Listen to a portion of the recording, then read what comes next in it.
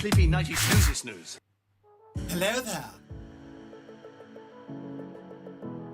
Hello? Yes, hello. Hope you're all keeping well. And welcome back. We were live earlier for like 4 hours. Yeah.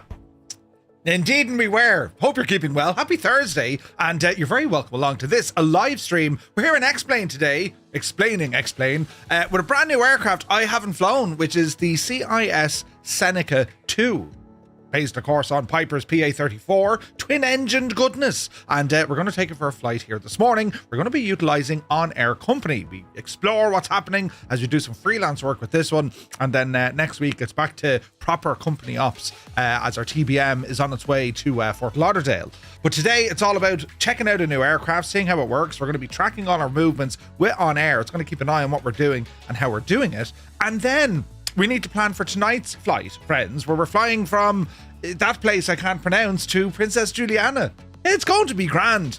Now, the first call of importance. This arrived in the post, and I attempted to go at it this morning, and I chickened out. You see, what we have here, friends, is a bit of technology, right? And what makes this bit of technology so interesting is this is a USB PCIe 3 card. And you might be saying, and? Well, you see, there are 4 USB controllers on this, meaning each of these ports that you see get 10 gigs of speed each. Then there's also an SATA connection on the back end of it. And I went about putting it into and I realized, no, don't have time for this. And I need to fix it. And you might hear things beeping this morning, but it'll be grand. We won't panic. I pulled out enough hair. But this is the next gadget that goes into a machine. Now, you might be saying, you know, USBs and connections.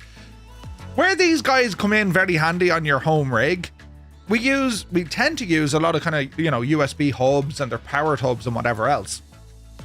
Well, it depends on what they're connected to on your actual motherboard, because there's only certain speeds your motherboard will allow depending on what slot you're going in on, right?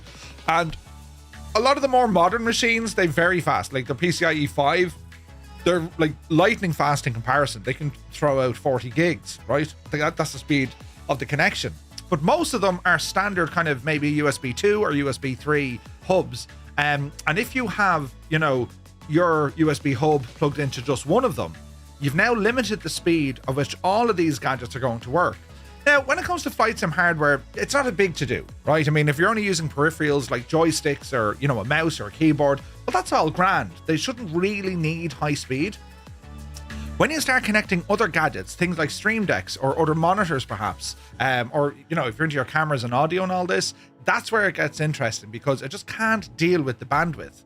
Because, you know, you might be using 110 gig, but if you've like 6 ports on your hub, well, they're all sharing the same USB controller. Whereby something like this has individual, you see the chips, they have individual USB controllers, meaning that, you know, it can utilize the maximum speed of that PCIe card. So this is an upgrade badly needed for my streaming PC. The motherboard that's on this is a Z690. It's not a bad motherboard by any account. But the issue is it's like thronged with USB connections. I mean, I've got cameras going in there. I've stream decks, microphones, you name it, it's gone in there, including monitors. You know what I mean? So what we have, in my case, I have my, what's it called? That gadget? The Sabrent. I have a Sabrent hub gone in there on a USB 2, which is kind of, well, thick. But I don't need high speed in it. But that's why I keep getting these doo-doo. Oh, Jesus. Doo-doo. That's, you know, so that's the science that's going to be deployed at some stage. I tried to do it this morning. I ran out of time. I'll probably have to tackle this again in the morning. But I'll let you know how we get on with it. Because as I was saying, it's this could be an upgrade most of us would overlook. You know, thinking that everything's grand, but you may not be getting the very best out of your peripherals. And when we talk about, you know, if you're using USB monitors, which is a thing now, do you know what I mean? So I'll let you know how that gets on. That was the first bit of the jigsaw. The second bit then are all my little adapter fellas. So Cyrus T put me on to buying these little gadgets, in which I got some. So now I have some, which means I can now convert USB-C to A and A to C, and all of this kind of crack, you see, we'd be busy here thinking how we can break more stuff, do you know? But anyway, it's all into flying now. Hope you're having a great day. It's Thursday. It is 18 degrees in the Premier County of Tipperary. It's 22 degrees inside the man cave. And yes, I am looking forward to experimenting with this machine here. Hello, you gone? Can I get a refund? We'll see you later. No, there's no refunds. Jesus, there's no refunds. So the Seneca, the PA-34 Seneca, we had one of these back in the day of Microsoft Flight Sim, thanks to Coronado. And, well, I mean, it looked great. It just never got an update. And then it got an update, but it's still out there. It's a 2020 aircraft. The Seneca is a beautiful machine. It's one of those twin-engined aircraft that you say to yourself, you know, if you're in the market to buy a plane, a Seneca will be up there because they're big, you see. And what we have here, when you look at X-Plane, when it comes to general aviation, there's a handful of names. CIS are new, right? As in they're relatively new. I can't remember who said, Murph, you need to check it out, but here we are checking it out.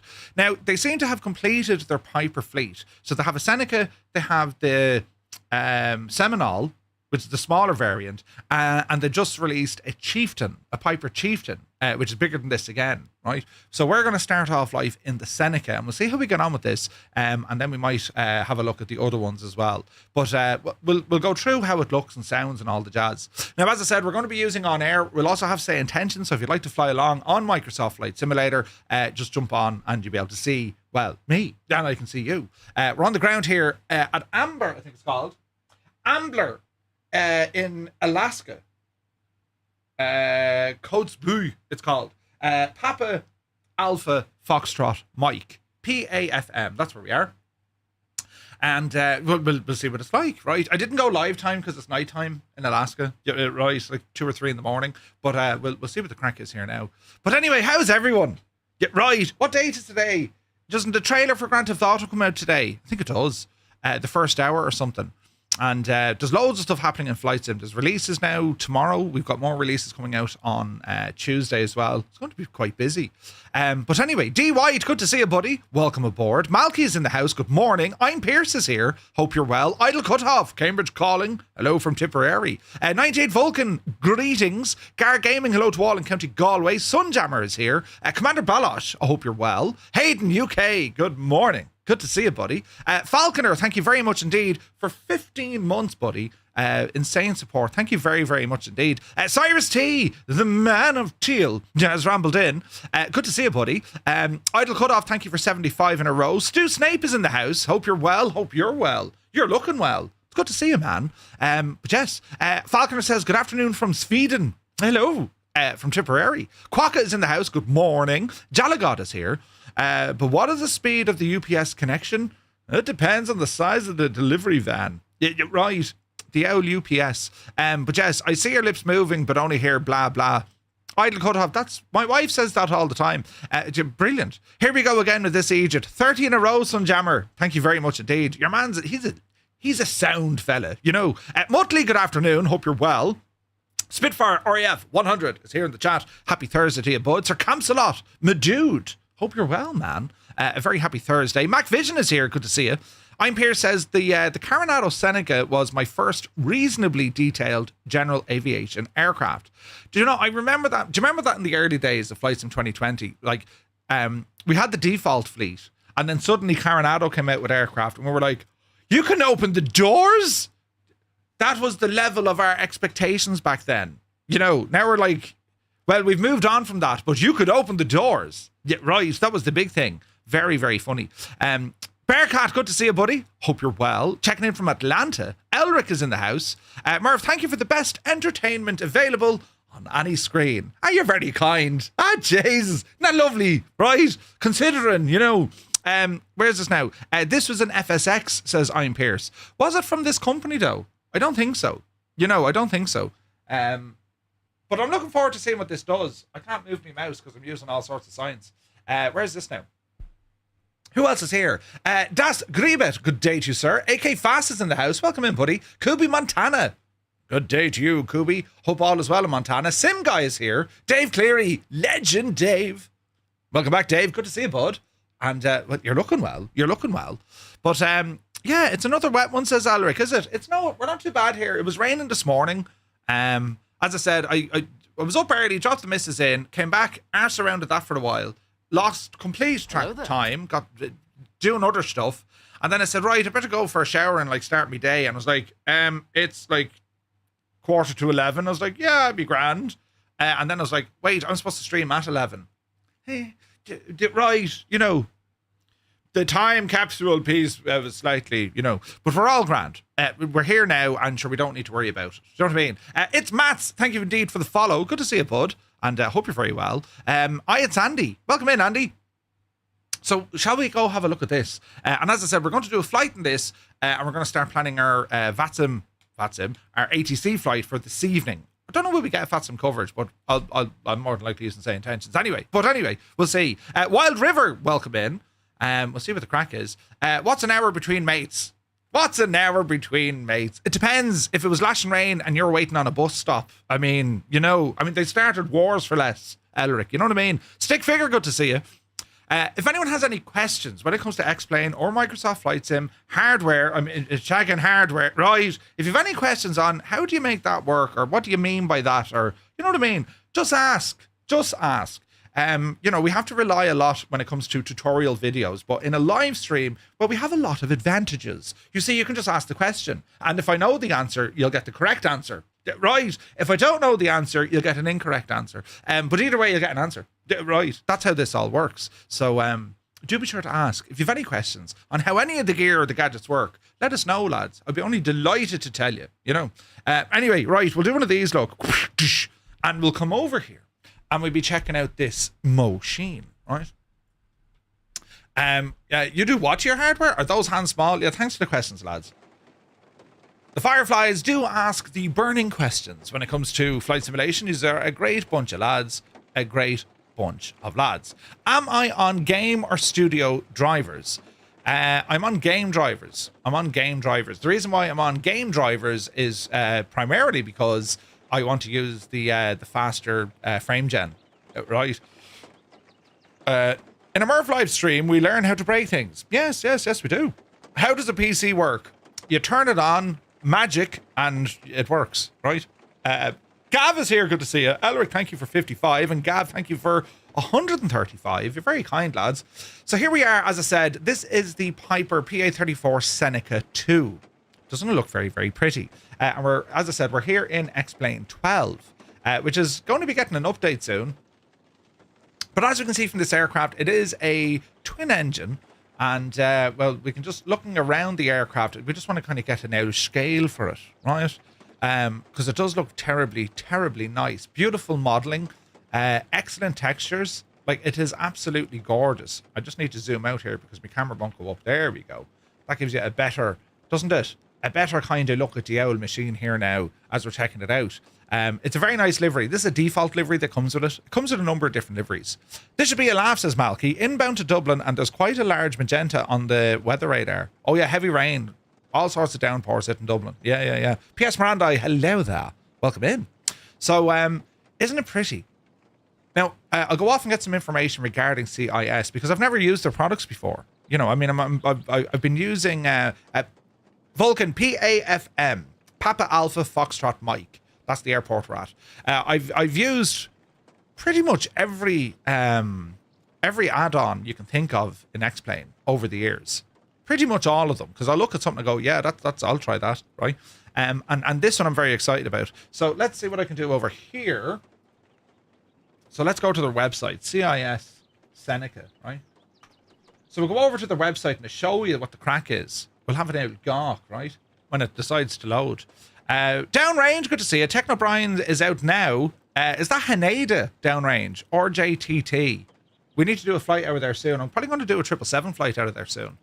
So here we have the Seneca. We're going to learn a little bit about it, right? It's a 6-seat turbocharged 200 horsepower twin engine, a ceiling of 26,000 feet, and a range of 850 nautical miles, right? The Seneca II is considered one of the most versatile aircraft in its category.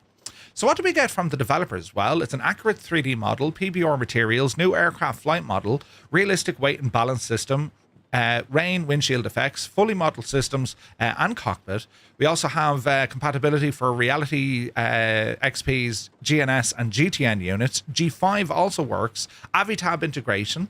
The systems cover the fuel system, the oxygen system, anti-servo and trim behavior. And also the engine behavior is modeled to the real aircraft. It comes with 2 variants. You can get a 2-bladed prop or indeed a 3-bladed prop. It also has its own FMOD sound package, multiple panel configurations.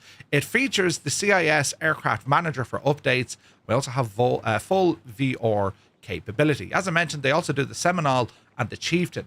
Now, this aircraft, it's $38.95 US, right? So it's up there, but for an X-plane, it's not exactly like, you know, it's about normal, right? It's about normal.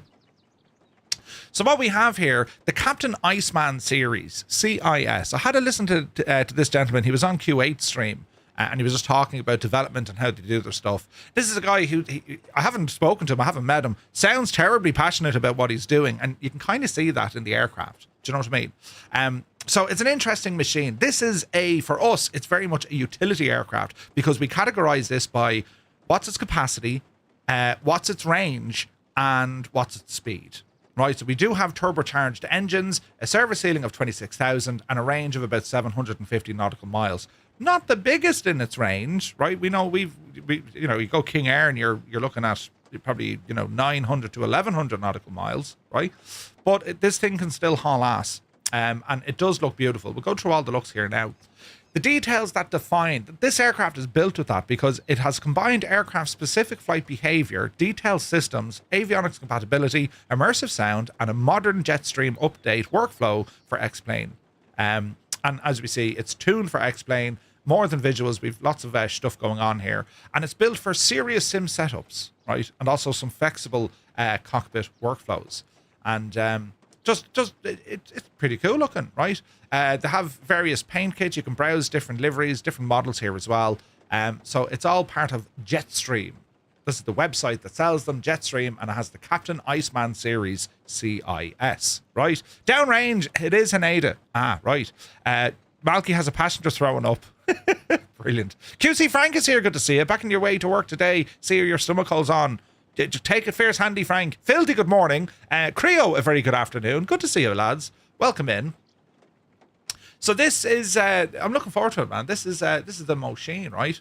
So, well, here it is in front of us.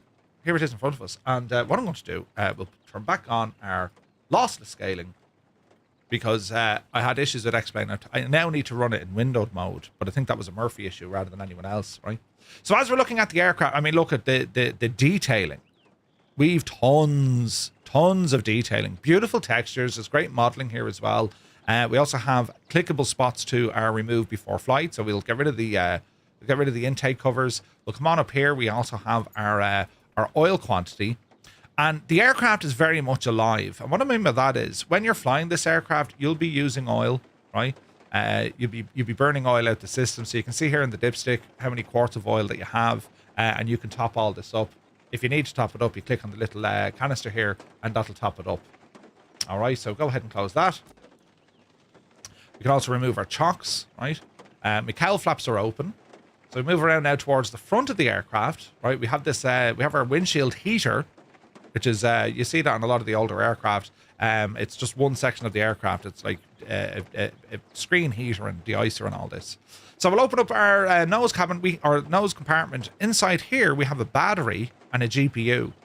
Now, lads, you need to be careful with this, because if you try and start the right or the left side engine, it'll connect with that and it'll go kabaloom.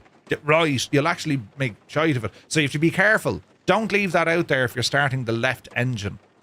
That's modelled. The prop will actually hit it and it'll go kabang. Yeah, right, and now you have a serious problem, right? So you need to be careful there. But again, if you look at some of the details, like, slow your camera, Murph. Beautiful detail gone in here. You can see where the engine is, and it's just done really, really well. Beautiful prop spinners. This is the 3-bladed prop variant, and if you can, you get down and get right down, you can see the detail even on the brakes. Everything's modelled here, right? Everything's modelled on the aircraft, and it's very, very pretty indeed. So we can open up the doors. We have a latch up here on the top. and that'll give us access into the cabin. We've a door on the far side.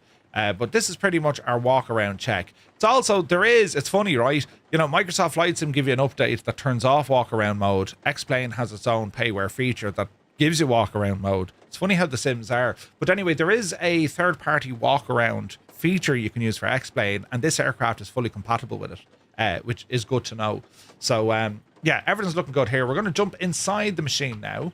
Welcome to the cockpit. We can hear the battery kind of doing its stuff. We'll open our little window here.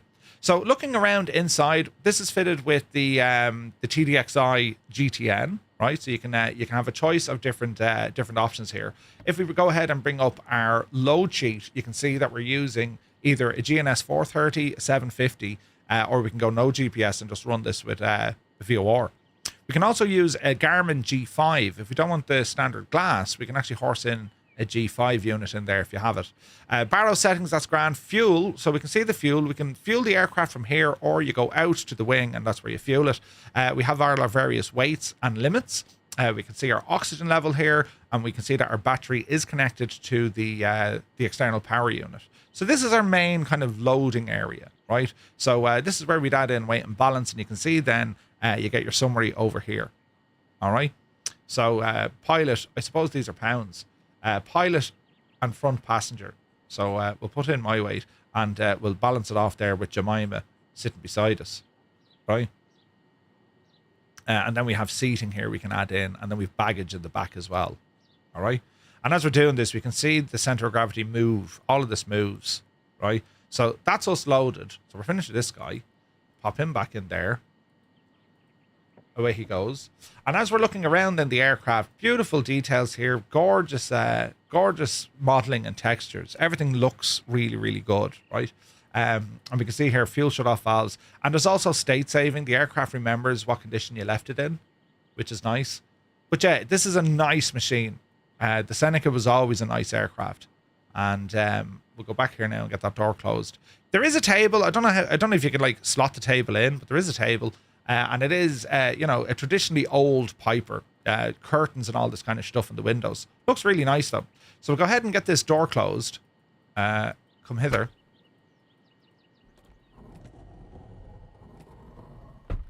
And we'll latch it. And we can do the same. We have another door over the far side. So that's all looking good here now. Isn't it pretty? Isn't it nice? And we've all sorts of, there's all sorts of switches and stuff we can play with back here. It's done really, really well. So what we're going to do, we're going to start off with the electrics, right? So let me see. We'll disappear the yoke. We're going to come over here and we'll have a look. So this is where our mags all live. These are our landing lights. Then we got our battery over here as well. So we're going to be, they should be off. We're going to bring OnAir into the equation. Woof! OnAir is getting tons of updates. So we're going to use the companion today. So we're going to enter the world of crash logistics. And we're just going to make sure that we are indeed connected to X-Plane. Flight Sim, X-Plane, we're up and running. Perfect. Connection, we're looking good. So we'll go to our dashboard. And nothing shouting out or giving out to me here now. We're going to fly this as a single pilot. And as I said, next week we'll be back with Firefly Air because our TBM is going to be on its way into Fort Lauderdale. All right. And we'll see what the crack is now. Oz Flight Simmer, good morning or good evening, Shane. I hope you're well, buddy. Hope you're well. So Operations Center, we'll go straight in. We'll look at freelance jobs. Now we know that the Quest or the FS Quest pandemic is currently running. Must do a flight on that soon. But we're going to go in and just browse the job market. And we're going to ask it, listen, detect everything from me sim. So by pressing this, OnAir will say, well, if it knows the aircraft, great. If it doesn't know the aircraft, you're in a bit of bother. But it's detected it. It knows we're in a PA-34 Seneca and we're going to be departing out of Ambler. Ambler is where we are. All right. Living the flight sim dream, right? Brilliant. Home Wrecker is here. Good to see you, bud. So let's have a look on the map to see where we are, right? So we're going to say, well, look, give us a cargo or passenger flight. And this is going to give us some of the jobs that are coming out of this area. There's a good few of them here, right? So where's my map? We need to find my map. Why did my map suddenly disappear? List or split, give us the map. So here's our map, and we can say, right, we've got a couple of flights here. Now we can go by distance. Some of these are like absolutely nuts. So there's shorter distances. Where is this one now? Ground vehicle spares, funeral attendees, be the Janie. There's a flight heading directly north. We'll get paid $2,600 for it. We've other jobs here. There's food crates and soldiers. are going up to that spot. Another one here, we have ground spares and ambassadorial delegations, Mr. Ambassador. So you can see all the different types of flights we can do with OnAir. It's only a matter of clicking on the map and see where they are actually going, right? Now, we flew this route the other day in Microsoft Flight Sim, and it was over to Anak Tuvok Pass, which is Papa Alpha Kilo Papa. So we're going to see, can we actually find our own flight here, right? So if we just do pick a destination, and we'll put in an ICAO code of PAKP. There it is. And we actually have flights here. So free flight, or we can take dishwashers and sale representatives. So we can actually take on an actual flight here rather than just doing like a free flight. We can do a passenger charter flight, and they'll pay us 2,800 quid for this. So it looks to be, this is going to be a nice simple flight, right? So we're going to take on this job. So it's going to be a flight from Ambler, and it's heading on over to Anak Tuvok. That's what we're going to do with OnAir. So we can get a briefing here. It can generate a full briefing as to what's going on, what's the backstory. So Mr. Silas Thorne, a renowned artisan specializing in custom metalwork, requires transport from Ambler up to Anak Tuvok Pass. He's traveling to finalize a commission sculpture for a local Anak Tuvok community project, a piece that will celebrate the region's rich cultural heritage. The sculpture's intricate components, though not explicitly hazardous, require careful handling during transport. Thorne is eager to oversee the final installation and ensure the piece meets the community expectations. Timely delivery is crucial. Right, that's what we need to do. Right, it's going to be busy. Welcome in. Trucks, welcome in. Good to see you, bud. So that's the mission brief, or at least that's the situation, right? So we're going to take this job. We're going to take it on as a job, right? So we can go off now and plan a full IF4 flight. Well, we're going to chance going VF4. Let's see what happens with the weather. It's marginal VF4 here, so we should be okay. So let's have a look. We can see our route, start and finish. We have an alternate down into Bettles if we need to go down. And we also have other stuff here. Crew and company, it's provided by the employer. Remember, we're freelance, so we're flying their aircraft with their crew, their fuel. So they've supplied all of this. So we need to take, it's a dishwasher and a sales rep. They just need to kind of make the story fit the right. But anyway, not enough fuel for the flight plan. So we want to top up fuel. So we're going to give ourselves 90% fuel. All right. Sim brief, or we can just do our own. We're going to do a direct to. That's the easiest way. We're going to be flying. Aircraft is overloaded. So we're okay. Let's call it 80%. No, let's call it 75%. Now we're just in the limit. All right. So our aircraft is looking good. Passengers, 2 passengers. Cargo, it's a dishwasher, and then our route. It's 152 nautical miles. So we're going to order fuel and load the aircraft. And we need to set the time in the simulator now as well. So to do that, what is the current time? It is 0730 local time. So we need to make sure this is set. So I have an offset down here behind me head. We can do all this with OnAir. Look, it'll lock the time. So we've set it for UTC +5. So we'll do that. So we're going to say fly this now in the simulator. All right. Frank, the very best of luck, buddy. The very best of luck.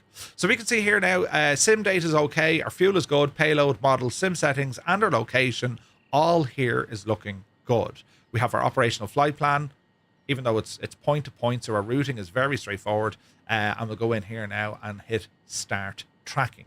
And OnAir will start monitoring every single thing that we do, from battery on, lights on, gear up, power, pitch, roll. It monitors everything, and we're going to be scored on that, right? So we know we're getting, $2,800 or whatever it is, but we also want to make sure we get our bonuses, because that's where we unlock our capabilities to grow ourselves and also our company inside the sim.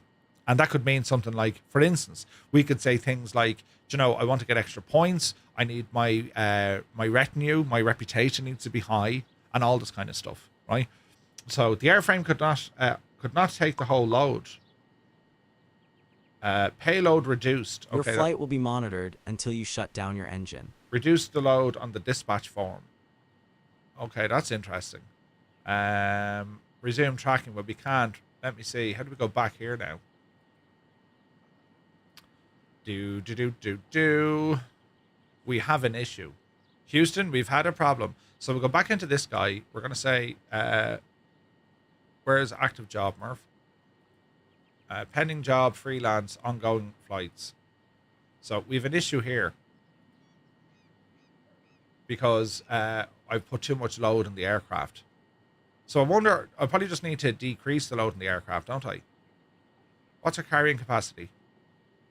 344. Max cargo is 11.7. All right, okay, that could have been the issue. That could have been the issue. Right, come back into this, and we want to go back into our operations center. We're going to ongoing flights. That's us. Crash logistics. We'll go to dispatch. So, conversation on, that's all fine, that's all fine. That's the aircraft. Flight briefing. No, don't need to listen to you. Wish you now for a second. Cabin and hold secured. 2 passengers, 154 pounds of cargo, headed for Papa Alpha Kilo Papa. Okay, we know what we're doing, but I'm not happy with the owl. I'm not happy with the latest thing giving out. Conditions. While your simulator loads, you can read the full... Okay, so we need to go back here. So payload. How do I go back and change this now? Let's see. Briefing, cancel flight, operation flight plan, position, or resume. I can cancel the flight, but it says auto set. So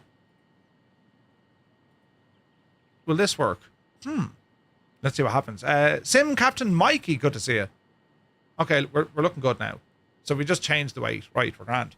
It says tracking in progress. Map and events, cargo and passengers. Our score. Yeah, we're looking good. Right, we're live now. Balls, it changed the time of day. Mother of Jesus, why did you change the time of day? I wonder, can I change the time? Or is OnAir going to lock it?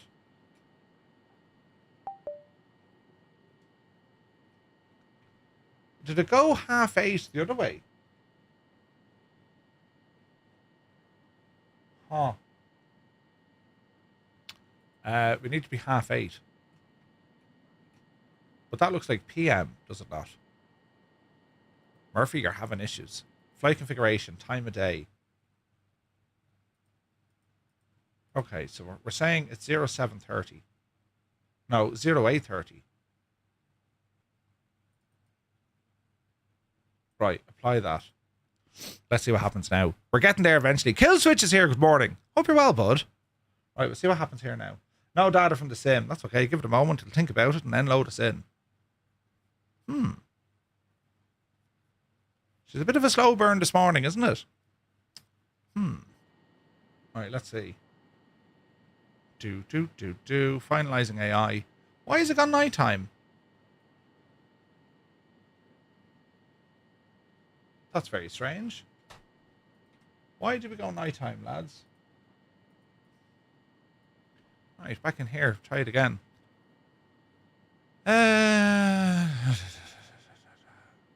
Freelance job. Right. Show legs, show map. Fly now. Simulator. Offset time to 0730. Departure local time is 0236. Offset will set time to 0736. Yeah, that's what we wanted. 75 is probably a bit much. We'll go 50%. And that should keep our weight down exactly where we are. Okay, fuel is done. Offset by 5 hours. Let's fly in the sim now. Everything's looking good here. Start tracking. Loading. 2 passengers on our cargo. ETA. Tracking is live. The flight will be logged until you cut the engine. Now, the sim says what time it is. But why is it like completely nighttime? Isn't that very strange? I don't get it. Like, the moon is out and everything. Although it does look very nice, doesn't it? Mud Dog is here. Good to see you. Heisenberg, good to see you. Yeah, I don't get it, lads. Why it's this time of the day. This is very strange, isn't it? Weight and balance. No. Not the weight and balance. It's the time. 0749 local. At what time does it get bright here? Is Alaska dark most of the time anyway? Yeah, but it was daytime when we were looking at our clock. You know what I mean? Maybe we need to bring it up a little bit later in the day. We'll figure this one out. Come back here. And go back in here. We'll try that again, right? So it's 07. We'll go 10:38. But it's, yeah, we'll go 10:38. It'll be, surely it's bright at this time of the day, right? Let's see what happens. Flight created, start tracking. And let's see will it synchronize the time of day. It could be a bug now, so, we'll have to wait and see. Loading cargo and passengers. And tracking seems to be alive. Tracker armed. We're monitoring through to engine off. But it hasn't changed the time of day. So we said it was 11:30. Yeah, we got a bug. Right. On air settings. Is there a way we can say connection? That's fine. The simulator. I think there's a way we can say don't change the time. Because there seems to be realistic procedures, disable flight scoring. Oh, that's all fine. I wonder, can we do this through here? Preferences, logistics routes. Let's have a quick look. Display, fixed connection errors, fixed blurry, exclude. No, that's all fine. That's all fine. Company actions. That's all fine. So it seems to have an issue with the time. In-flight emergencies or de-icing, that's all fine. Connection is grand here as well. How do we figure out this one now? I'll talk to OnAir, but it could be just an issue with the it could be just an issue. There's an option when you start the flight with OnAir. Yeah, no, as in that's where you can use your UTC offset. You know what I mean? But it doesn't seem to be doing it for me. Right. Let's try that again. Operations Center, freelance, track flight. I don't see it in here. We're going to abort this fella again. And abort the flight. Right. Now come back in here. We're going to say fly now. I've options down the bottom. And it says AI can't do freelance. That's fine. UTC offset. This is where the issue is. Right. So we're going to load all this again. Offset will be much later. And then when I say fly it in the sim, it starts synchronizing everything. So the date check disabled. So we can't change the date. Fuel, model, location. That's all grand. And then there's nothing in here I can do about timing. So we'll say start tracking. And hopefully this changes the time. It may not. So it's synchronizing with the sim. It's loading the aircraft. No, she ain't changing it. Look. Tracking is live. The flight will be logged until you cut the engine. I'll need to talk to OnAir on that. Because it does have the... Although it looks like it set my time to 11:41 UTC. Rather than the in-sim time.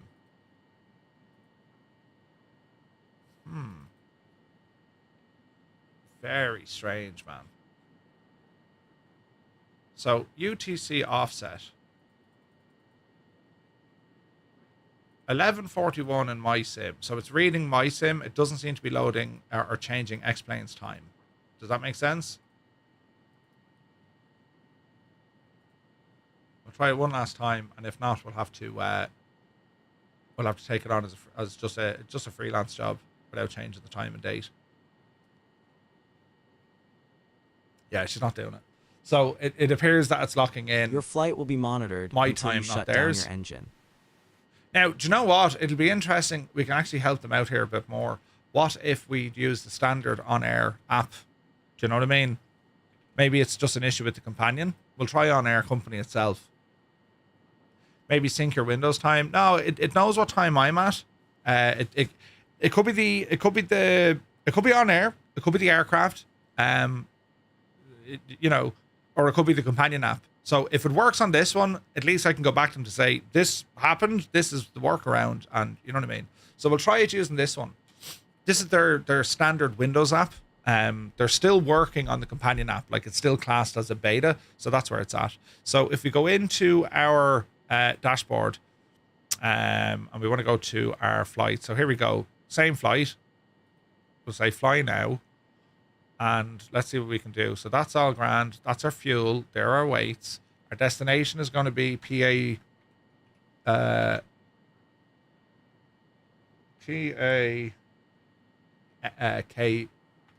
is it? There we go. So this is, we'll try the UTC offset here. So we'll go to 0743 in the sim. Right, so that's all good. Validate our fuel. Fly now. Starting flight. Launching the tracker. Tracking is live. Start tracking. It could be an X-plane issue, lads. Yeah, again, doesn't seem to work. And just make sure. Yeah, we can't seem to change the time.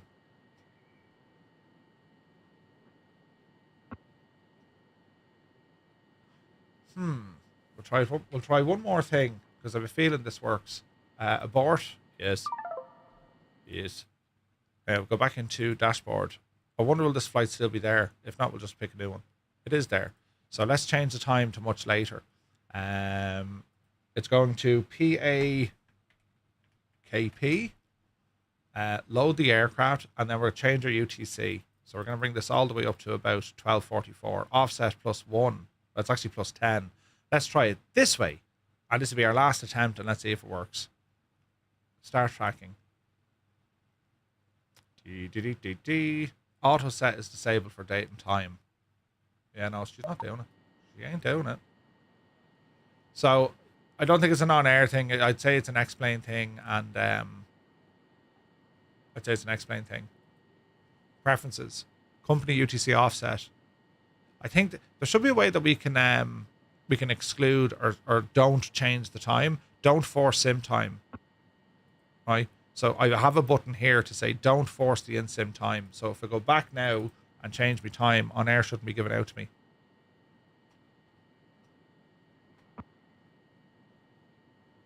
Come on now.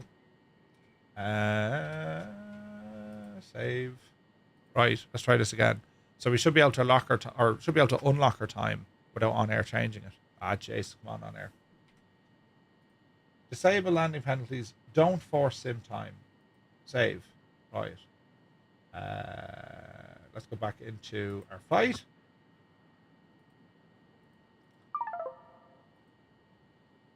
And we'll go back in and do one more thing. Dashboard. It sounds like my battery has died. This is going to be hilarious. We're going to fly now.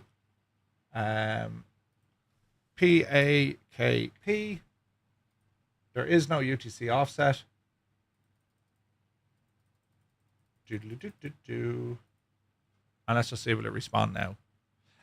Is live time and X-plane turned off? I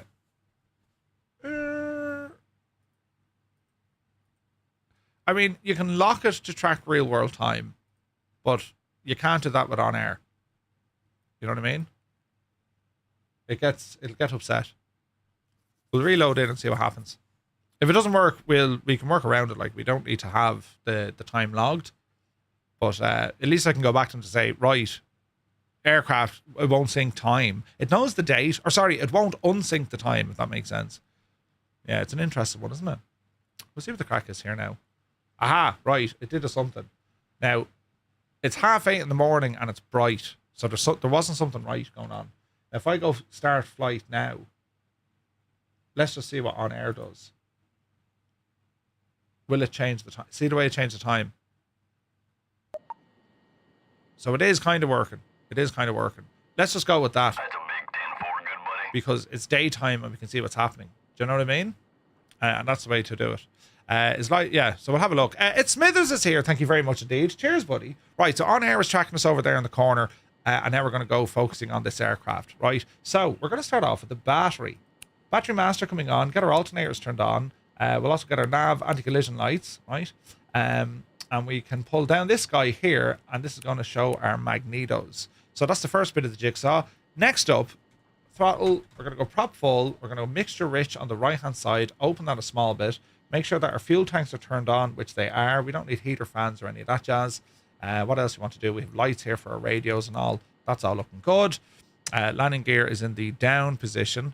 and it's going to be fuel, prime, and then we'll go for it, right? So mags are on. We're going to come down here and open the fuel, and we'll go for a prime on the right side. You can kind of hear it.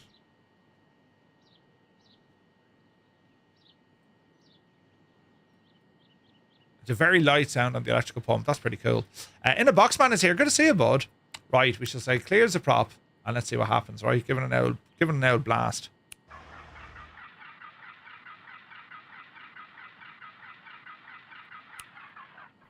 Not enough primage. Try it again. We'll add more prime into the equation. And we'll try that now.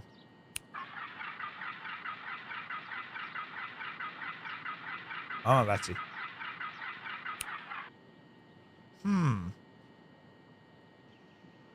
We can see our fuel. We can go high on the fuel flow. Prime. No. It's as if she's not getting fuel. There she goes. Your flight will be monitored until you land and shut down the engines. Alright, go start on the right hand side. Now this is where you have to be very careful, because we left our little GPU out there, right? So if you don't remove that, you're going to be shagged. So we need to disconnect this guy now. Well, I'll show you what happens for science. I better not. I will for the crack.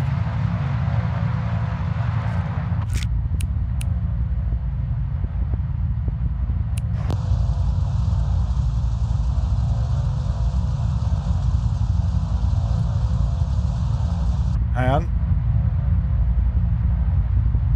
This is going to be hilarious.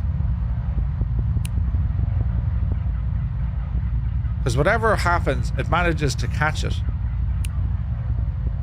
Right?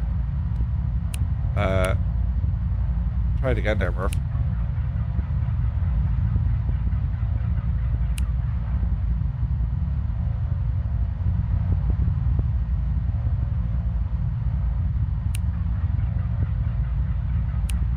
Or at least it did do this the last day. Maybe she won't do it this day.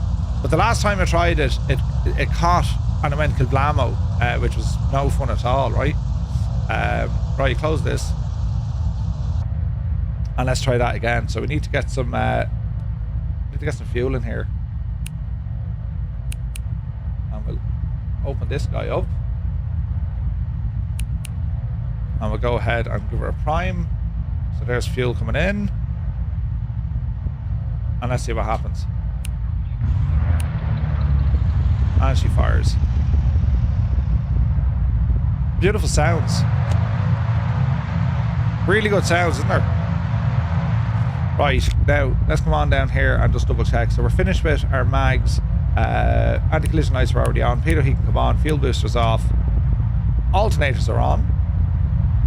We also have a headphone jack. Very nice. Right. Turn on the Avi tab if we want it.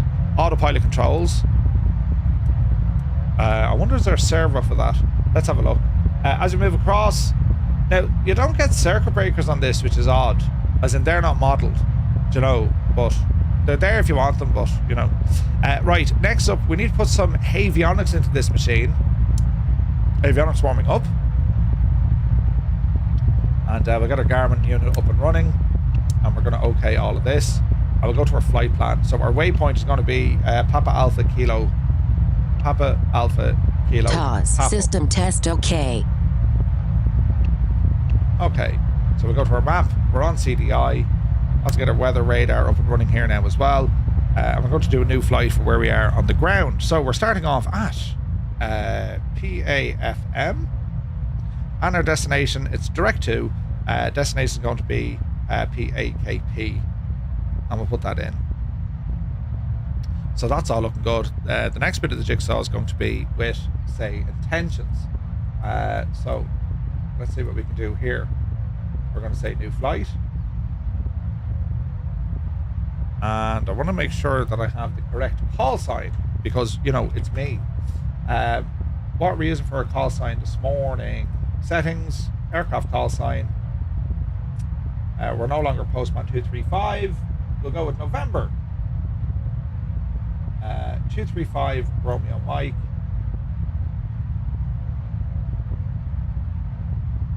And that'll do lovely there. Okay, so our call sign is set. And we have the ability, as I said, to change our radio frequencies and all this inside of X-Plane. It's deadly. See if you have a look at my GTN here, see the standby frequency?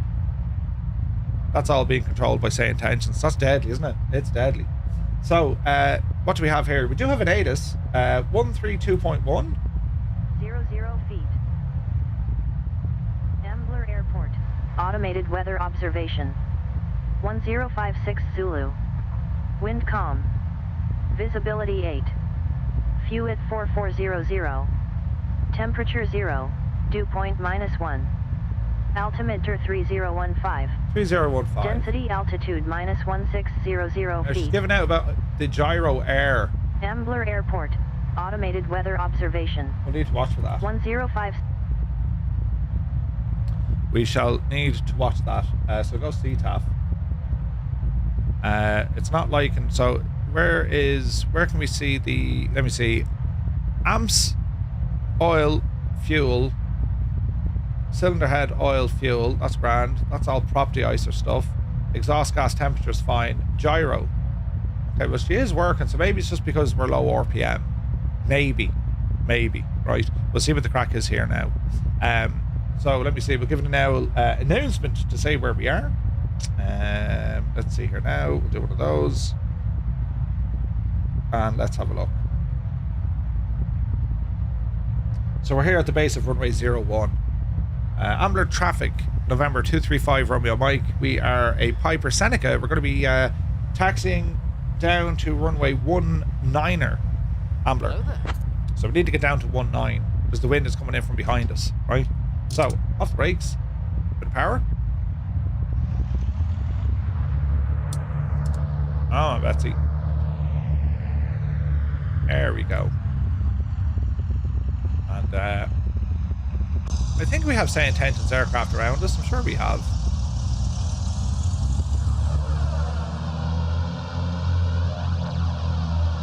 Ooh, the engine sounds are good. So we'll go this way. Ambler, November 235 Romeo Mike, back taxiing runway 0119er, Ambler. Approaching runway 1. Easy now.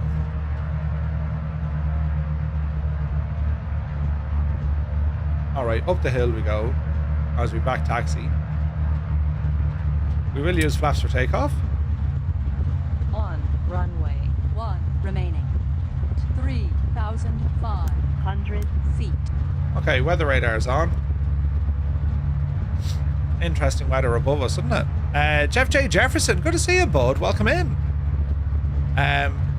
It's me, Stubby, welcome in. In a Boxman, welcome in. Lads, great to see you. Yeah, I don't know what it was with the timing, so it could be the aircraft or it could be X-Plane, but I'll let OnAir know. The main thing is they're tracking our flight now in its entirety. Like, all that still works. You know what I mean? Runway 1 So that's good. 2,300 feet. Naughty Gnome is here, good afternoon. Hope you're well, bud. Good to see you, man. Hello there. Pickle, welcome in. So we're just back taxiing here, lads, in the beautiful region of Alaska. Isn't that a pretty airplane?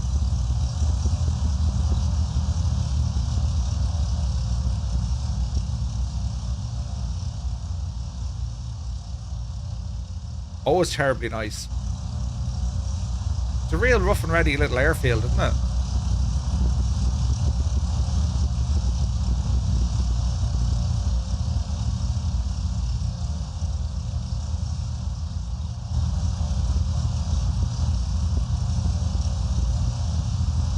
Man, look at those engines though. Beautiful.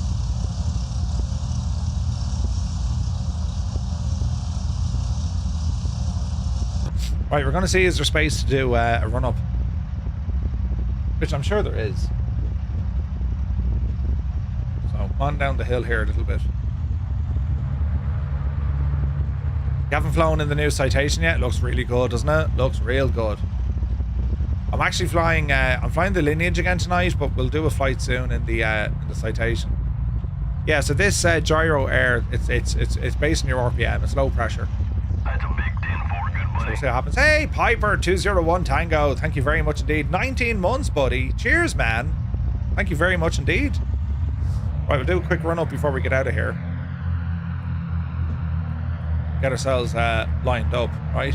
Godpoo, good to see you. Welcome in. Yeah, first time flying it, man. So we'll see how we get on with this. I'm actually going to do a run up on the runway because I'm half mad. Right, so we're going to hold the brakes and we will bring our RPM up. 9 remaining. 3,900. So there's 15, 16, about 1800 on the RPM. Let's check our mag. So we'll go right side, right engine first. We'll drop the right mag.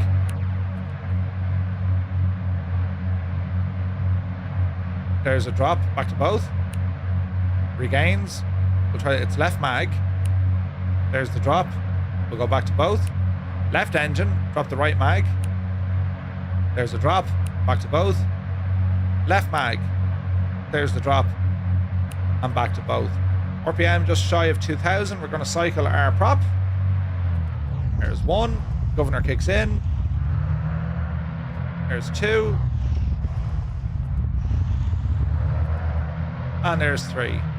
What we're looking for there, we were looking for a drop in RPM, an increase in manifold pressure, and a drop off in our fuel flow. EGT is doing what it needs to do here as well. That is all grand. Cowl flaps are open. There's no carb heat from what I can see, so cowl flaps will do the job for us. We just need to close them. So we're looking good. All our lights are on. We're walking, we're talking, and we need to be squawking. We're going to go altitude reporting with VF4. And we're going to be tuning into center after this. That's going to be 119er 2. So we're going to say 119er 2. That's in our standby. We'll go ahead and give the center a shout for a bit of flight following. All right. This is X-Plane. Febro, good to see you. If you achieve to start the engines in less than 3 times, you're really good. Oh, really? I know, it's good L fun. Hayden O'Hara, thank you for the follow. If they are fuel-injected engines, there wouldn't be carb. Yeah, they're turbocharged, so correct. Yes. Correct. Right, flight director coming on. Heading, let's sync our heading before we leave. So we're just going to turn this to heading. So we've armed all this in our little gadget. I don't have an altitude select, so we'll have to do that manually. I don't see like an altitude select anywhere, so we'll see what happens. So, Ambler, November 235 Romeo Mike, taking off runway 19er, departure to the south and then east. Ambler. Right, are we ready? So power coming in. We're going to hold our power here. Off the brakes. Try not to overboost.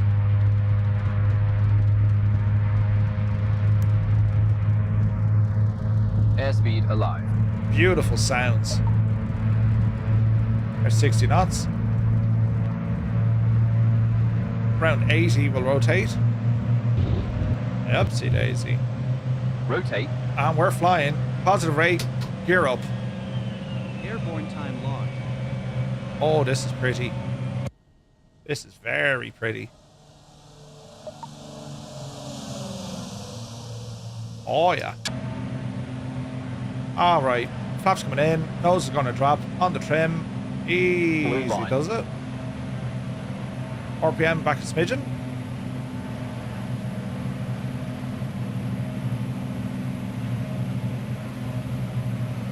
And I think we're looking good.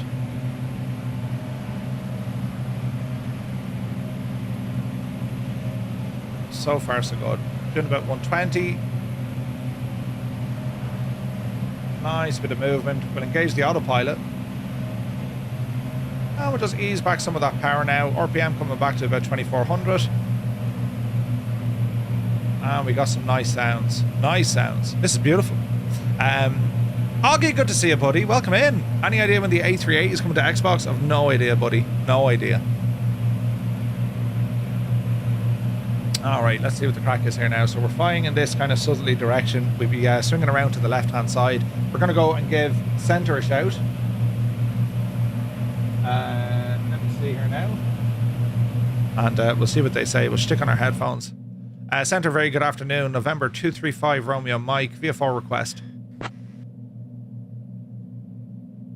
On them head. Mike, squawk 2254 and ident. 2254. 2254 and ident for 5 Romeo Mike. 2254. Enter. Ident. Let's see what happens now. So we're at 1,000. Romeo Mike, radar contact, north south of Ambler Airport at 1200 feet. Ambler, altimeter 3011. Roger, altimeter 3011. November 235 Romeo Mike is a PA 34. Request flight following. Our destination is Papa Alpha Kilo Papa. So far so good. 5 Romeo Mike, flight following approved. Radar contact, Ambler, altimeter 3011. No reported traffic. Roger, 3011 for 5 Romeo Mike, thanks. Alright, so we're going to do a left turn here now. We have some flight following, an extra pair of eyes and ears. Sim is a little bit, isn't it? A little bit heavy on frameage. Let's see here now. Left turn coming in. And we want to get ourselves back on track here to see what's happening. Alright. I do like the sounds of the engines, so we'll keep them a little bit louder in the background as we're turning here. What is, out of interest, my frame rates? Yeah, they're not bad. So we continue our turn. So there's our first turn. We're still climbing here, so we get up to about 2,000 feet or so. And we just want to be mindful of the weather. So we'll do another left turn. Keep it going. That looks terribly pretty.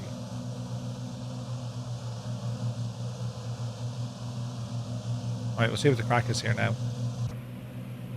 So on our GPS we can now go ahead and arm nav mode. And that should capture. Altitude wise we're at 2,000. We'll have to climb quite a bit to get over some of these, so we're going to continue to climb here. Now I don't see a way that we can actually put in like vertical. Oh, we can here, look. So if I go altitude, I wonder, will that hold it? There's vertical speed coming in, so we can adjust our vertical speed, and then we'll hold on. We're going to hold on, let's say 6,000 and odd. Temps and pressures all in the green. EGT is looking good here as well. So manifold, we can go ahead and increase you a little bit. Keep an eye on our RPM, and we should be good. Performance is not. It's not having a good day today. Now this is the first time I'm doing a stream using windowed mode. Usually I don't use windowed mode, but such is life. I can't get the sim to work because it crashes the old Vulcan drivers. We will go ahead and bring in our cowl flaps. And we're kind of finished with the landing lights here now. Taxi lights as well. We'll just keep our strobe. There and have lights. We'll keep our strobes on. As we pick up a bit of altitude. I gotta say, that's a very compelling scene there, lads, isn't it? Beautiful, beautiful scenery up here. It's stunning. We are using loss of scaling. I wonder, was that causing an issue?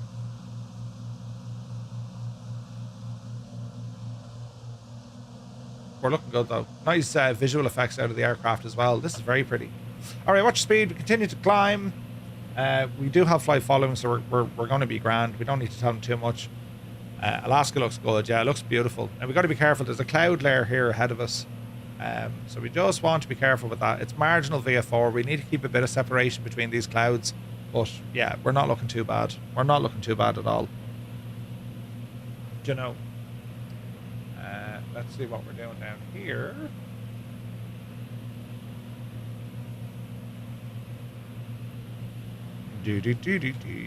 So we will capture nav mode. Oh, there's a sim. Pause. Oh, don't. Is X-Plane going to crash?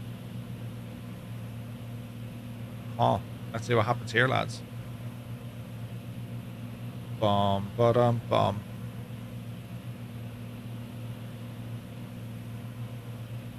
We wait now.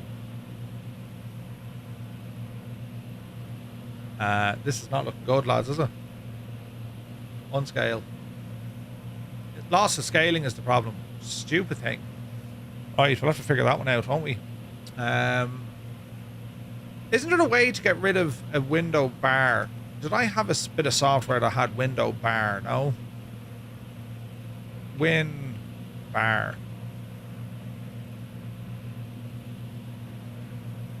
You know the way, like, if you're in windowed mode, I think that was the issue. Because otherwise I have to show half me screen, which is not ideal. We don't want to be doing that. So I need to say, well, what bit of software will actually make that screen do what I want? Any ideas, lads? No. We're coming up on 5,000 feet. Continue to climb. So loss of scaling is actually not working right. That's interesting. Never a dull moment, lads. Sure, there's not. X-Plane doing X-Plane things? Yeah, I think so. Unable to connect. What is going on here?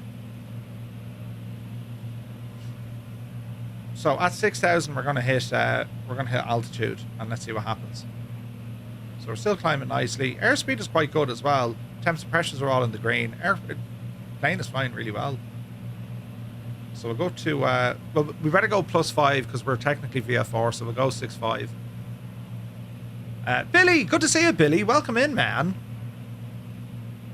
So we'll go 6.5 and then lock her in, right? Would you say X-Plane is better than 24? Nah.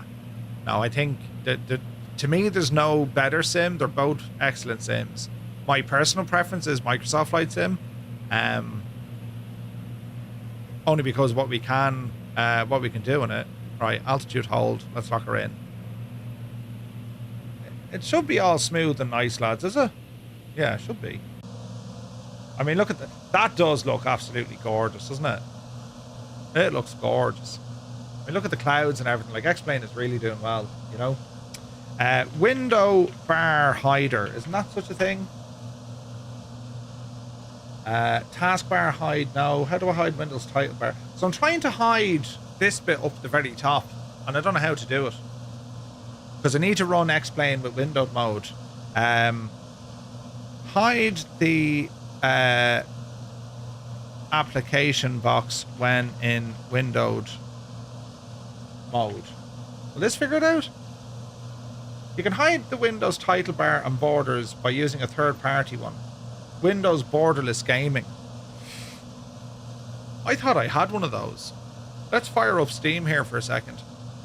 Because I thought I had one. Right? Is there plenty of third-party planes? Oh yeah, there's a barrel load of planes. Barrel load of stuff. I'm doing a bit of science here now, lads, because loss of scaling is given out to the sim. Doesn't like it. So we'll log into Steam. I think I have a utility on Steam that'll do this for me. Come over here now, you. Up, you devil, you. And, well, let's have a look.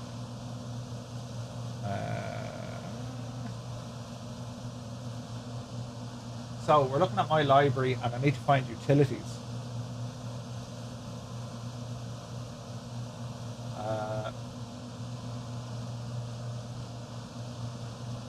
Because remember I bought a program to do specifically this.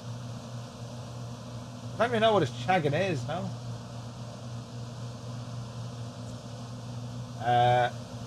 Let's see.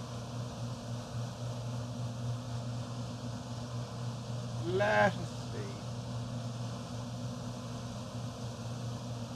So lost the scaling, and that's there, and it works, but I'm getting issues with it. And I'm probably getting issues because lossless scaling is using Jesus. What's going on with me Windows size bars? Lossless scaling is not working. Borderless window, I think. Yeah. There's a border. Borderless gaming. There we go. Borderless gaming. B-A border. We'll install it. Install. Yes. I'll see if this works. Ravenous Wolf, good to see you. Okay, borderless gaming. Launch it. Yes, come on, give it an old blast and let's see what happens. Let's see if this works. I mean, if it does, we're going to be like elected. You know what I mean? Uh-oh. I just think X-Plane is not liking the fact that it's windowed. It's actually completely freezing now. Is it a display setting in the sim? I don't know. It could be the map we're using as well. I don't actually know.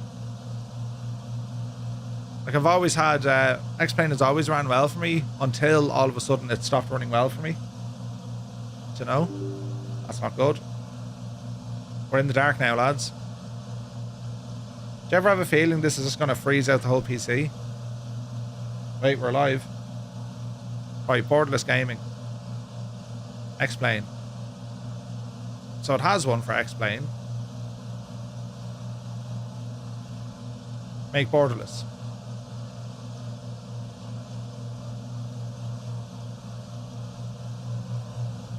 I think that worked. Did it work? I think it worked. Don't do it till you're finished. We're grand. Right, it worked. Science has worked. We have proven science and all appears to be well in the realm. Great news. I say great news, but now it's freaking out. Right. Ravenous, I'm good, buddy. I'm good. Just the usual bit of crack when it comes to software. Right? Jeez, look at the views we have up here. Look, this is gorgeous. Right, so we're heading towards our destination. Frame rates are good in the sim. Like 70 frames natively, like that's can't complain.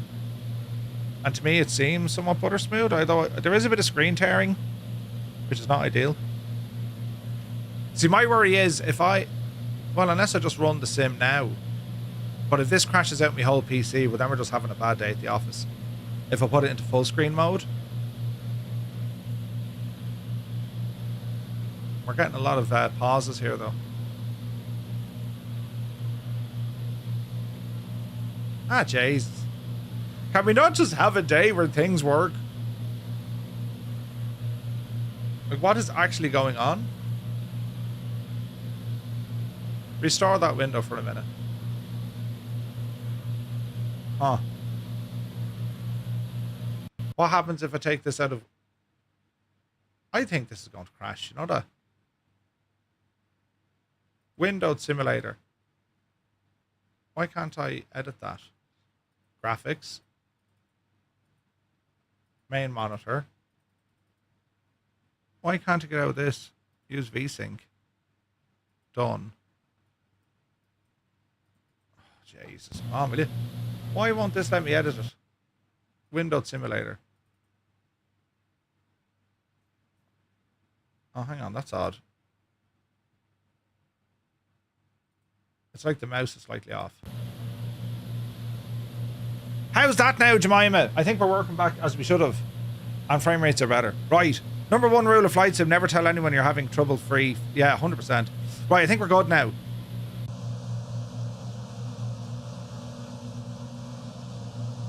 Just remind me to put it back into windowed mode, will you? Because it absolutely breaks. It absolutely breaks.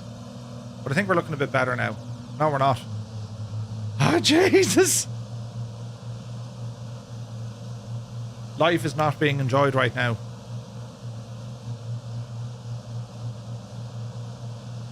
What is going on? Can you explain to me what is wrong? The map enhancement, is that the issue?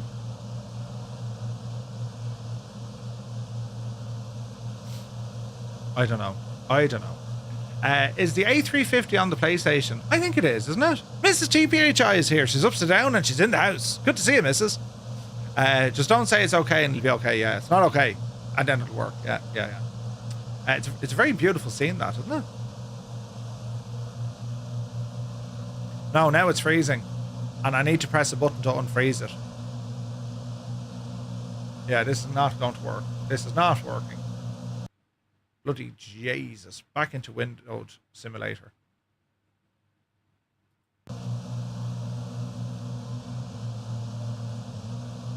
Now, we'll leave it in windowed simulator. I ain't going to friggin' touch it, right? And let's just see what happens.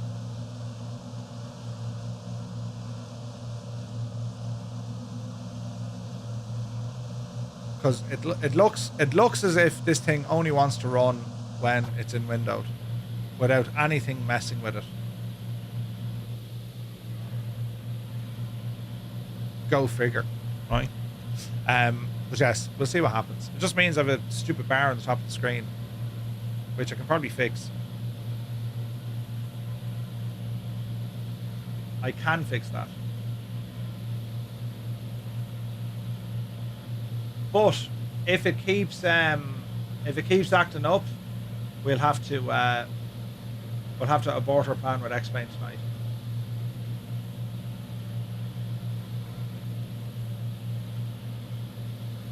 Right. Where are we flying to? We're heading up to Papa Alpha Kilo Papa. We're well on our way. I mean, we're going grand. Altitude is looking good. Temps and pressures are fine. Manifold pressure, I mean, we're pushing her hard, but she's well able for it. Well able for it. Fuel flow, not the most efficient. All right, we're burning all our fuel, so we can attempt to lower our fuel consumption. EGT is quite low, so let's drop back the right side.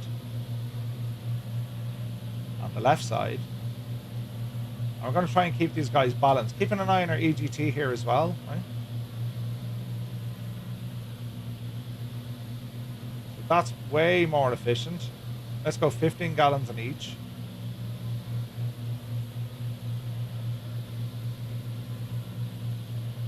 And EGT is looking good. So we're now running way more efficiently. It's a nice view, isn't it? Yeah, it's beautiful, man. It's beautiful. So I think the sim just wants to run in windowed mode, which is fair enough. It hasn't had a hiccup since, so we'll try not to touch it. You can't see it on your side. That's the main thing, because I use science over there. If I press this button, that's exactly what I see now. That top bar, you know. Silly o'clock question. Can you create the flight plan in SimBrief, file it in Say Intentions, and then have the crew available in the on-air flight? Yes, technically, yes, yes. On-air will ask you to do it on SimBrief anyway, so yeah, you could. Not a silly question at all. A great question. Jeez, look at the view though. Isn't it beautiful here? Look at that, lads. That's very nice. Plastered Koala, you're very welcome in. Thank you for the follow. Jeez, that is lovely, isn't it? The only thing that's annoying me, as I said, I now have that stupid window bar on my screen, and like I have an OLED. These things are just liable to burn, you know. Yeah, Billy, no use of that. Alt enter, just nope. It's like shag off, will you? It doesn't like it. But the main thing is everything's working. And if I use lossless scaling, I mean, unless I bring the target down, we can try it again. If I just lock it to, like, you know, 59 and try scaling it this way. Yeah, it's gorgeous, isn't it? It is gorgeous. So we'll run this for a moment and we'll see how well it tries to hold it. But if I get any more weirdness, stutters or freezing, I need to turn off loss scaling. Now we're at 6.5. We're you know what I mean? We better start climbing here a bit more, methinks. So let's see. We're going to go up the road by 5. 1, 2, 3, 4, 5. No, didn't like that. Altitude off. 1, 2, 3, 4, 5. And let's throw us up the hill a bit. We're going to go 7,500. We might even have to go 8,500, lads. And the good news is we've plenty of speed here.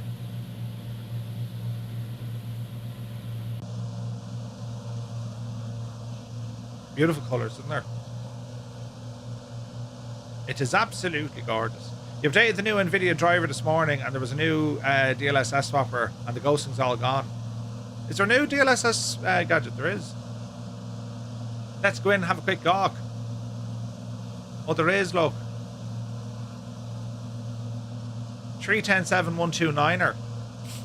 I'm on 107. Alright, let's grab the latest and greatest. And then for our Microsoft Flight Simulator, we'll bring you to the new one. In you go. And frame gen, in you go. We'll attempt to use science on that gadget. Now, if it doesn't work, we're giving out to D White, right? I'm just saying. This seems to be working okay now, doesn't it? I do believe we've managed to fix the thing that was giving us a headache. 7.5, we're going to hold that here. Jeez. I reckon we're still going to need more than this, but for the moment, we're going to aim for 7.5. And we'll see how we get on, right? Man, the views are stunning.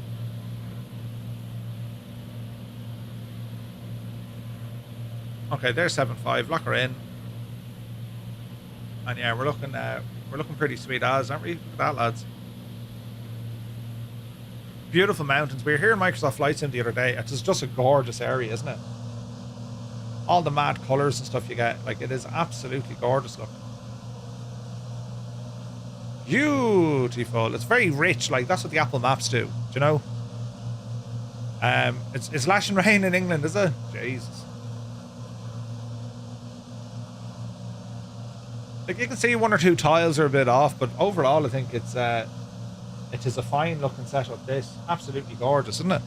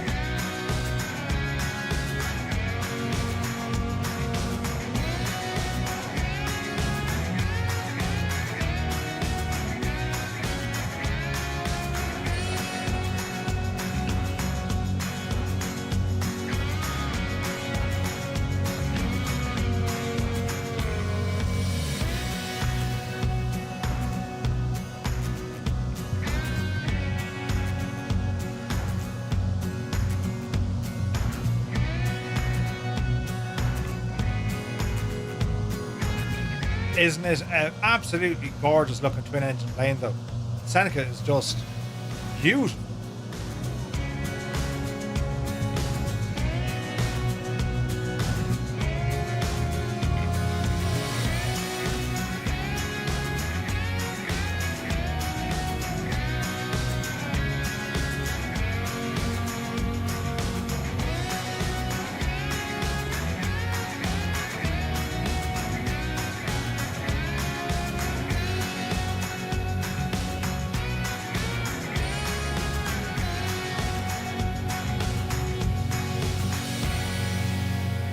Alright lads, so far so good. What's the tunage? I forget what that's called actually. Hang on, we'll have a look now. It's from Epidemic Sound and it's called Milk and Money Bernadette. There you go. Hermit something, good afternoon, well good morning. Listening to you on about OnAir, I actually did an OnAir flight the other night without being connected to the sim. AI flew the route and landed at the specified airport. However, in order for me to continue any flying in OnAir, I must physically fly in the same original flight. Uh-oh. Uh-oh. Well, unless you move your own pilot. You can move your pilot if you need to. You can ferry fly him to another location, Hermit. If it came to it, you know. I'm thinking we need more altitude. Let's go up to 8.5 here, lads. 1, 2, 3, 4, 5. Up the hill we go. EGT is still okay. Temps and pressures are okay. I'm just thinking our amps, they're showing a charge. Like if I turned off my old alternator, yeah, she drops. That's okay. So our electrical system's working fine. And not only that, right? What they've modelled here, it is correct. So we have our alternator left and right. See those? And how this works is, if I turn off one alternator, so the left is dead, the right alternator will shoot up. It takes its load, right? And if I do the same, turn them both on. If I turn off the right alternator, well, it goes to 0, right? But the left alternator carries the load. It's redundancy in an aircraft. That's why we have two alternators, but they're connected together. Each engine is driving its own alternator. And it's kind of the same idea with the mags, but they're obviously not connected. You have two magnetos on each engine, and if one mag fails, well, the other will keep you going. If they both fail, you've lost the engine, right? So, yeah, interesting stuff. That works really well. So 8.5 looks like it's going to be absolutely beautiful as we continue to climb, and we'll lock back in our altitude here now in a moment. So far the sim seems to be working well, so I think that fixed it. Great success! So we're going to lock ourselves in here now to 8,500 feet. Kershplunk. And let's see what the crack is. I want to go over here to the ATC window, and we'll keep on flying with this. Yeah, this is very pretty, isn't it? Like the clouds and the scattering of the clouds, and like that's all absolutely gorgeous, I think. Look at that, man. That is spectacular. Look at that. Isn't that beautiful, lads, isn't it? We're literally above the little cloud layer. Like, that's just gorgeous. Look at the detail over here in the distance, look. Like, it is absolutely fabulous looking, isn't it? X-Plane doing really well with the weather. I don't know if I already mentioned, but I love this sim. Yeah, I mean, look, it's I'm really liking this airplane as well. As I said, it's the first time I've flown this machine. I've flown the Seneca the sim before in Microsoft Flight Sim. And like, we're able to keep an eye on kind of the basics. But what runs here is the aircraft is a living, breathing machine. And what I mean by that is we're going to be burning... Flight Romeo Mike, contact Anchorage Center on 127.0. Over to Anchorage Center, 1270, 5 Romeo Mike. Good day. 1270. Anchorage Center, November 235 Romeo Mike, 8,500. And this plane from Ice Captain's really good. Yeah. November 235 Romeo Mike, Anchorage Center. Good afternoon, Barrel Altimeter 29907. 29907, 5 Romeo Mike. 29907. All right, climber up there, Betsy. I'm very much enjoying exploring this aircraft, and these sort of flights where, you know, traditionally I'd say general aviation very much belongs in Microsoft Flight Sim, and you know, if you put the work into, you know, your map enhancement, and you know, it's I mean, you can see for yourselves, lads, it is very it's very impressive. I think it looks amazing, you know. Bought a 14-year-old Toyota Prius, having a ball trying to figure out how to squeeze every last drop of fuel out of it, up to 52 miles per gallon. Ooh, nice. Hey, Cornwolf is here. Good afternoon, man. Welcome in. Do you have the Auto Haze or X Pro Turbo installed? I don't have either. Would you? Are they good? I mean, I want to be careful what I throw at. Hang on. I wonder I'm not seeing other aircraft.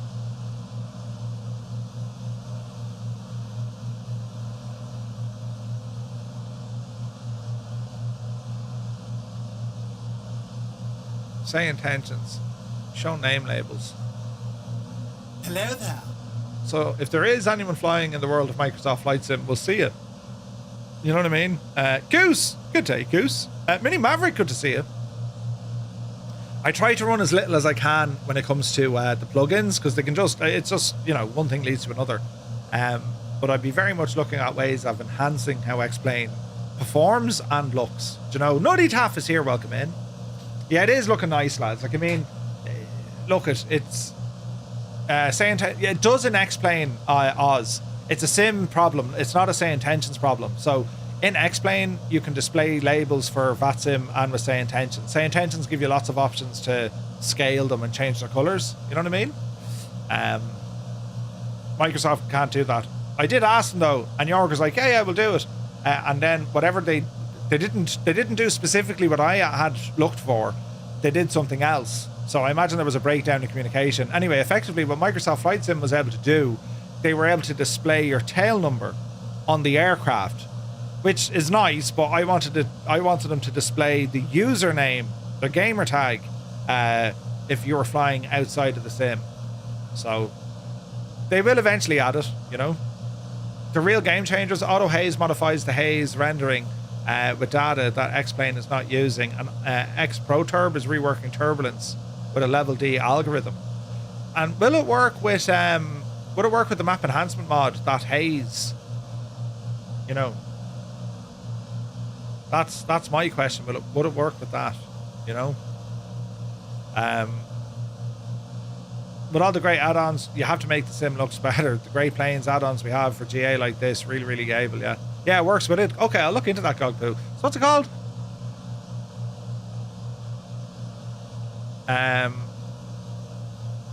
Auto Haze. Auto Haze. Auto Haze. Explain. Let's have a look.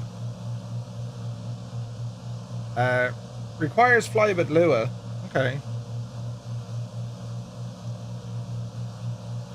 Like, I have to say, Haze was very good already. You know what I mean? Right, we'll download Auto Haze. And what's the other one?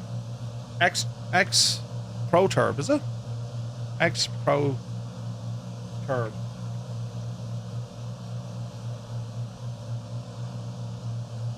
Professional turbulence. It's now very mature and usable. For future versions, bug fixes, new features, donations will be sent via email first. Okay. It aims to take the Sims turbulence to a genuinely realistic level, not making it stronger, but making it right. Okay. Well, we'll go and grab 2 of those as well. Very interesting. Is this a fast cruise power setting? We're fairly fast, yes. I mean, we're at the top of our, you know, danger zone. So we're doing 170 knots indicated. That's giving us about 190 over the ground. We're at 9,500 feet. EGT, temps and pressures, everything's in the green. So yeah, we're very, very comfortable at this. We are pushing the engine hard. Manifold pressure is as high as we can get it. Just shy of the red. But yeah, it's working well. No flight sim announcements at Gamescom this year. Really? That's mad. Mini Maverick said, how is X-Plane different to Microsoft Flight Sim? It's just a different platform, different ecosystem. It does a lot of things really well, does other things not well at all. But, you know, I've said that, you know, if you're big into your flight simulators, as in you really enjoy your flight simulators, if you have the real estate on your PC, you want to be looking at this, you know? Ricardo, good to see you. Morning from San Diego, California. Ooh, welcome in. No way, down where Top Gun was filmed. Fighter Town, USA. You're very welcome in, buddy. 2 different points of view flight simming. Microsoft Flight Sim, more game, visual orientated. X-Plane, more realism, simulation. Well, I mean, look it.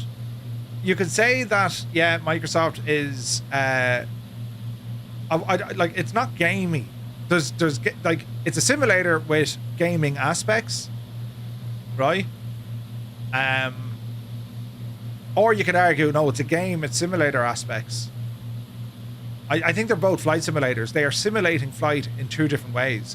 Microsoft definitely nailing the visual side of it. Like, definitely, there's no 2 ways about it. Visually, Microsoft Flight Sim is nailing that. X-Plane is usually heavier on systems depth, do you know? Yeah, the live traffic, I don't bother with it because we have it, you know.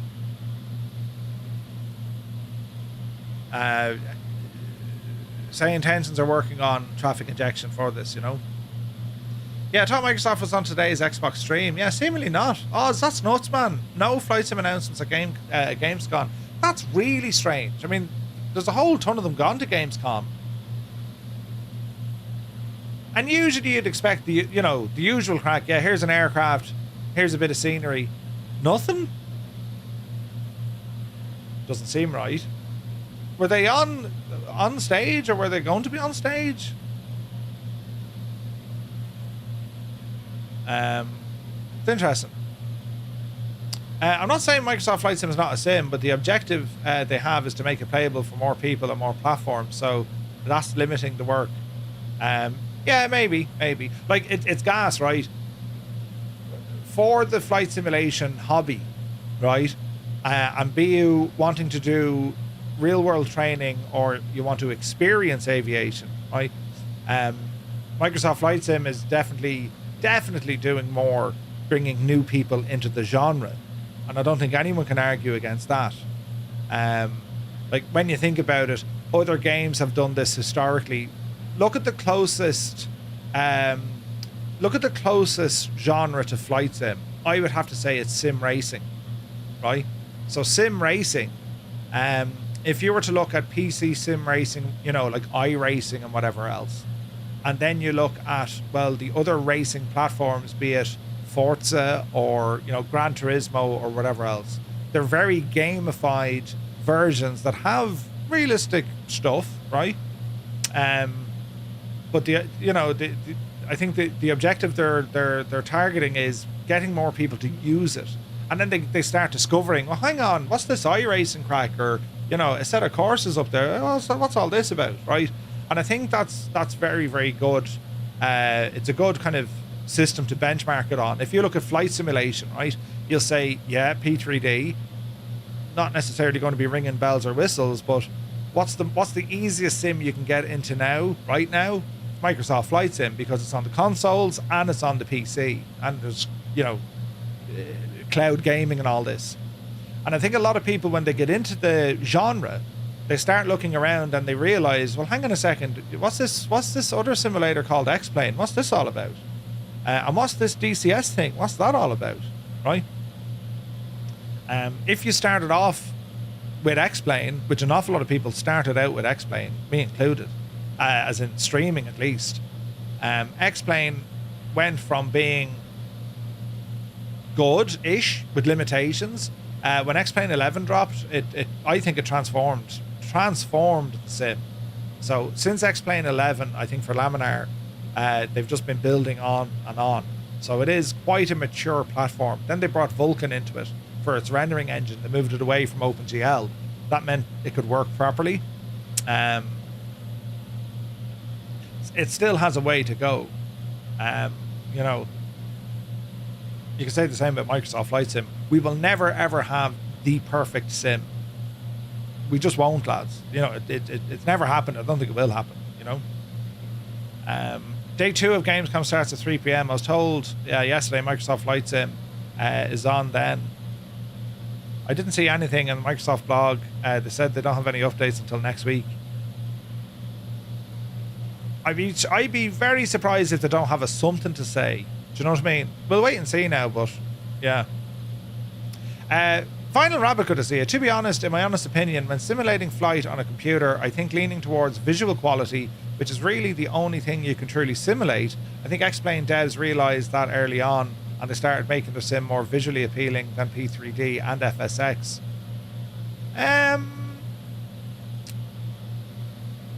Well, I think, you know, I mean, it's a fair point, right? I don't necessarily agree with it. You know, I mean, simulating aviation on a PC, visuals are important, but they're not the be all and the end all. It depends on what you're looking for. For example, when it comes to procedural based training and navigation and, you know, weather and ATC, that's what a flight sim is first and foremost. That's what you can do.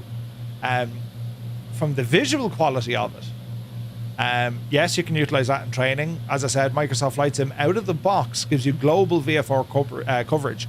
Global, right? Exacting detail. Plus or minus a couple of weird scenery objects. But by and large, it's VFR out of the box. X-Plane is not that. You have to roll up your sleeves and get into add-ons that can actually make that a thing, right? Now, it does have a lot of data there, but picking out various landmarks, you're going to be somewhat restricted. It has OS data, so it'll have like trees and rivers and forests and lakes and roads for the most part, right? And it is getting better, but to have that kind of VFR experience, Microsoft is light years ahead. Now, we talk about the weather. X-Plane out of the box, its weather engine is, I think, vastly superior to Microsoft Flight Sim. Not necessarily visually, although it is gorgeous, but technically their weather engine is vastly superior. But what's funny now is, I mean, with Microsoft Flight Sim, you throw in Strata weather and you put in, you know, Rex Atmos Core, but now you're up there. You know, now you're getting the visual and the technical experience, and it makes your sim look and feel totally different. You know, I may have jumped the gun. I thought all the Xbox stuff had been covered. I may have that wrong. Lucky I'm very good looking and not smart. It's our good looks that get us by, Oz. If we didn't have our good looks, you know what I mean? We'd have been in trouble. You'd expect something from there, Stu. Yeah, probably. Yeah. No, like listen. It's. I love having these conversations between both sims because you're always going to get different perspectives. You know what I mean? And I don't think anyone is wrong.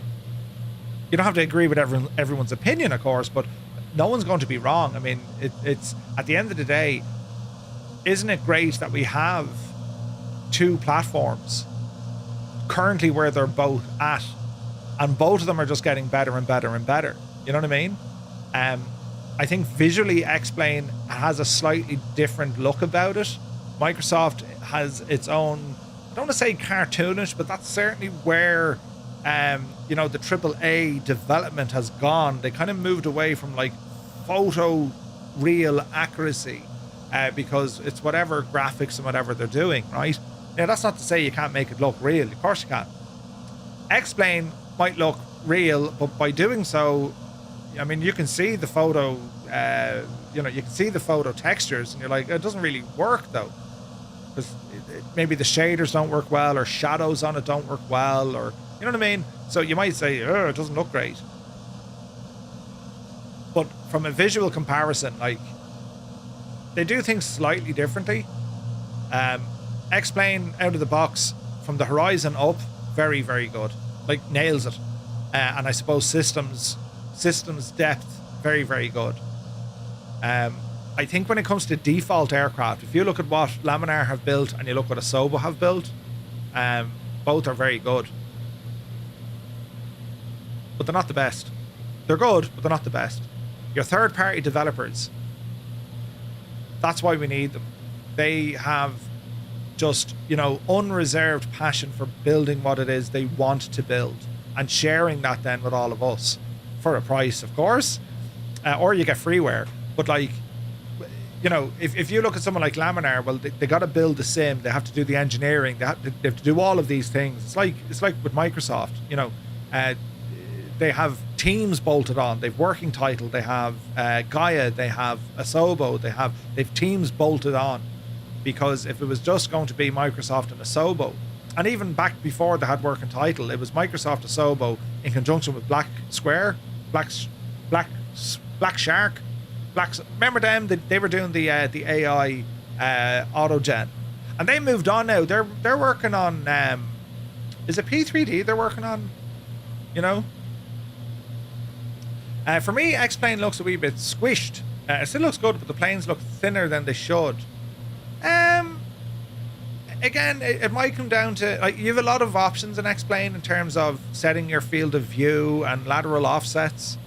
So I think it just depends on who you're watching, where you're watching. Like, that probably helps it there, like, it condense things. Hey, Linny is here. Good to see you. Can you get Murph to make dolphin sounds live? Colonel Fork, listen, don't you start now. But yeah, like, I think, there's stuff in X-Plane I would love to see in Microsoft Flight Sim and vice versa. But I still think they're both excellent sims. I mean, look at it, lads. This is beautiful. We're just, like, arsing around here flying, Yeah, Derek, it's probably a settings thing, I'd say. I mean, the resolution and proportions and all that kind of jazz in X-Plane it's excellent. In VR, I mean, X-Plane is real good in VR. Really good. Microsoft has a bit of a way to go there. ATC have been quiet. Let's grab the ATIS. 13575. 13575. And I'll need to go to COM2. Now, is this going to be monitored? OS 5. Visibility 10. Overcast at 4800. Temperature -1. Dew point -3. Ooh. Altimeter 3004. Density altitude 500 feet. Anik Tuvuk Pass Airport. Automated weather observation. Alright, so there's an AWAS there that we have. We've picked that up. And we're nearly there. We're nearly there. Does X-Plane have night lighting pollution? Night lighting pollution. Yeah, the night lighting in X-Plane is really nice. Although Microsoft, I think, has gotten better in places. Not necessarily recently, but I think when you're flying over towns and cities and whatnot, Microsoft Flight Sim does a great job. X-Plane's lighting closer to the aircraft and on the ground, vastly superior. Vastly. How X-Plane handles like reflections of water and all this, that's excellent. You know. But yeah, I mean, look at it, as I say, like you know, there's a lot of people thinking, you know, oh, I've seen X-Plane, I'm watching X-Plane, but I don't want to, you know, I don't want to make the jump because it's going to be this, that, and the other. Like, just you don't need to make the jump. But I can promise you, you're going to have incredible experiences in X-Plane, just as you have in Microsoft Flight Sim. It depends on the aircraft, the type of flight you're going to do, but you're going to have, you will have an incredible experience with X-Plane. That's why I still use X-Plane, because I'll just have incredible experiences here. Like what I do in Microsoft Flight Sim. You know, I mean, where we're flying now, I think this is absolutely gorgeous with the cloud layers and how the lighting is bouncing off the clouds. Like, it's beautiful. It really, really is beautiful. And then the challenge you have, the weather closes in. You feel the weather a little bit different in X-Plane. It's just the way it is, you know. This will eventually come into Microsoft Flight Sim, though. Because Microsoft Flight Sim are getting much better with the weather. And you throw in something like Estrada, it's better.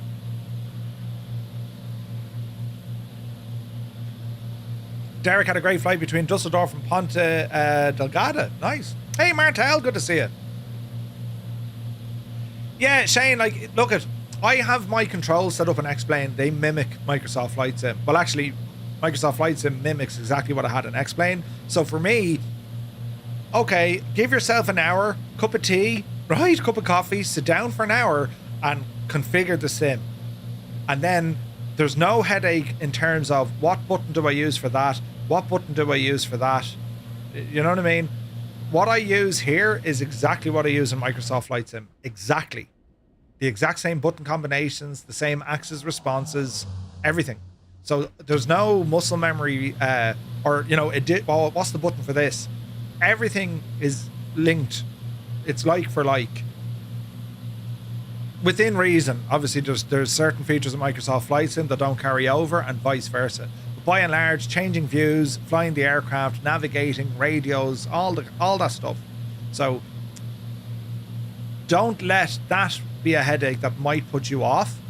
And even picking up X-Plane, I mean, if you're into airliners in any which way, the Zebo mod or the Level Up, they are exceptional aircraft and they're free. You know, your 24 is set up that way too. Yeah, which is not great because when I'm in 24 or 20, if I go to someone else's rig, I'm lost completely. I'm like, how do you control? I don't know the default Microsoft Flight Sim key bindings at all because I won't wipe them. I'll do my own thing. It's, you know, Goose used to have X-Plane 11, but you never reinstalled it since you got Microsoft Flight Sim. Again, it's you know, what are you getting out of your sim? Is it ticking all the boxes? You know, a huge reason for me to jump into X-Plane is, well, I want to fly that aircraft. I don't have it. I want to fly that one. You know, it's not in Microsoft Flight Sim. Like the 757 we flew the other day, when that drops in Microsoft Flight Sim, I'll fly the crap out of that in Microsoft Flight Sim. Unlikely to pick up X-Plane for the 7.5 unless, you know, Flight Factor drop a new update. The Lineage, I love flying the Lineage in X-Plane. I love flying, I really enjoyed flying the, what was that one? The Epic E1000. That was gorgeous. Do you know? That's what Steve One Knievel flies today. And that was a beautiful plane to fly. So, yeah, I think it's the aircraft are always going to be the one to twist your arm and get you in there, you know? I'm really enjoying this. I think this CIS. Mike, connect with Pass Airport at your 2 o'clock, 17 miles. Change to advisory frequency approved. Radar services terminated. Clock VFR. Change to advisory approved. Radar services terminated. And we'll squawk VFR for November 235 Romeo Mike. Thanks for your help. A great bunch of lads.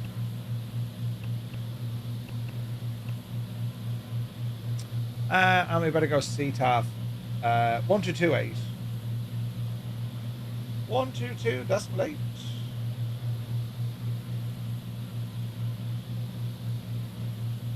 There's no tower here, so we just talk to CTAF. Which is better for force feedback? Explain. Explain has better data links and data points. Now, it's ahead, not by a country mile, it's ahead, but it's only because there's more data points. And you probably have, you just have better control over that sort of stuff. It's the same like if you were to say, I'm building a home cockpit, what's the better sim to explain? 100%. For home cockpit builders, I mean, I can fly this, I can disappear the entire virtual cockpit and just be, you know, flying out here for Wish. At the right resolution. There's actually a button that you just don't load in a 3D virtual cockpit. You can use that if you're a flight simmer that just wants to have, I just want to see the sim. Well, you can do it. Now, you can do the same in Microsoft Flight Sim, but it's a bit of faffing, do you know? I may be the minority, but Microsoft Flight Sim has ticked all the buttons for my simming. And if there are any that aren't ticked, I'd be getting into DCX or DCS for a second sim. X-Plane has never offered me anything to pull me away. Yeah, no, it's. I don't think you're the minority there, Colonel Fork. I think there's a lot of people who would agree with you. Like, what would draw them into X-Plane? Visually, yeah. The weather, yeah. Aircraft are the one thing that's going to draw people in. DCS is a standalone. It does its own thing. It's combat, and if you want that proper combat experience, that's where you're going to go to DCS. It is the only show in town, I think. You know, for that level of immersion and fidelity when it comes to a combat sim. You know. Chase plane is awesome, Ravenous Wolf. Chase plane is awesome. I love it. But yeah, like, I mean, if you know, unless you, if you're getting a little bit jaded of any platform, maybe you're an X-Plane and you'll say, yeah, I'll give Microsoft a shot, or vice versa. If you're getting a little bit jaded or there's an aircraft you really want to try out, that's what you do, you know. Right, so we're going to start dropping altitude here. We have runways 2 or 20. What was that? What was the wind? 0 feet. Wind is Airport 05. Airport. Automated weather observation. 11560. All right. Anak Tuvok traffic, November 235 Romeo Mike. We are a Piper 34. Inbound, we're going to be doing a full stop runway 2. Anak Tuvok. Right, autopilot. Away. We're going to ease off our power here. Down through the clouds. This is silly. We'll just try and ease our way in. I'm glad they both exist. Yeah, 100%. It drives innovation. It really does. As I said, if you know, my favorite sim is Microsoft Flight Sim, but I like X-Plane, man. I do really have some nice flying experiences. Do the Gremlins and X-Plane match those in Microsoft Flight Sim? They can. Yeah, they absolutely can. This is going to be interesting now. Watch your speed here, Murph. Watch your rate of descent. We don't have to plow this into a mountain. What did they say? It was overcast at 6,000, so yeah, we may start dropping in. So we're in the clouds here now at the minute. Let's see what's going to happen. Watch the rate of descent. Watch your speed. And there's 5,500. Slower rate of descent. We suddenly don't want a mountain to appear. Trying to use my terrain radar as best we can. Watch our power.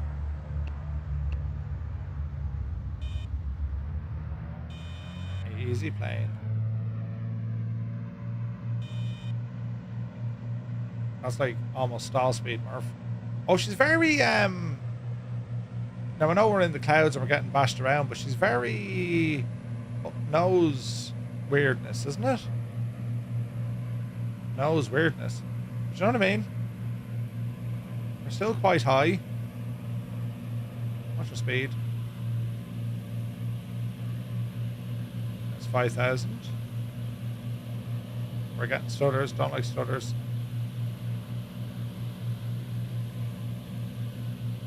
We're directly over the airport. I just want to break down through this cloud layer, which we're about to do. There we go. Satellite imagery, not too good up here. Makes total sense though. The place is covered in clouds. Sync rate. All right. Sync rate. Inhibit TAWs there. Superb example of how IMC can be disorientate a pilot. Oh, absolutely. I went completely white there, you know. Who's this? Tommy LP, welcome in, buddy. Am I using Bing Map? No, this is Apple Map. Apple Maps are quite good.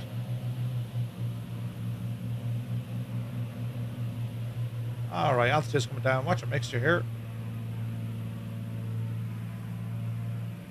Terrain ahead. Traffic. Terrain ahead. 5 Romeo Mike. We're going to do a right downwind, full stop, runway 02. Terrain ahead. Terrain ahead. Hang on now, I want to turn off that inhibitor. Terrain ahead. Right. Alright, watch your speed. And we'll start turning here to the right. We're just below that cloud layer. There's actually a lot of cloud here. And that's the thing, like you get a cloud like that captured on the satellite. That's where it's like 500. ArcGIS is one of the better ones for Alaska. Yeah. For the most part, Apple Maps is great. This region, no, it's not good at all. And that's only because there's a big cloud, which makes sense considering look at the clouds we have here. So the area is prone to clouds. You know what I mean? See what we can do. Take your time now. Watch your speed. Bit of trim. Take the pressure off. There we go. Speed is still a little bit high, but we're okay. We're probably a little bit low here as well. Up the hill. Up the hill a little bit. Let me see what's happening.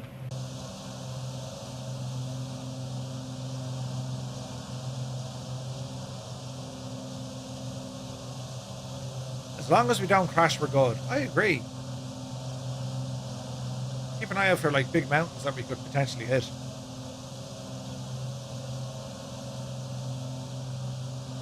I do need to dial in some settings of this plane, the feel of it, and it does come with its own.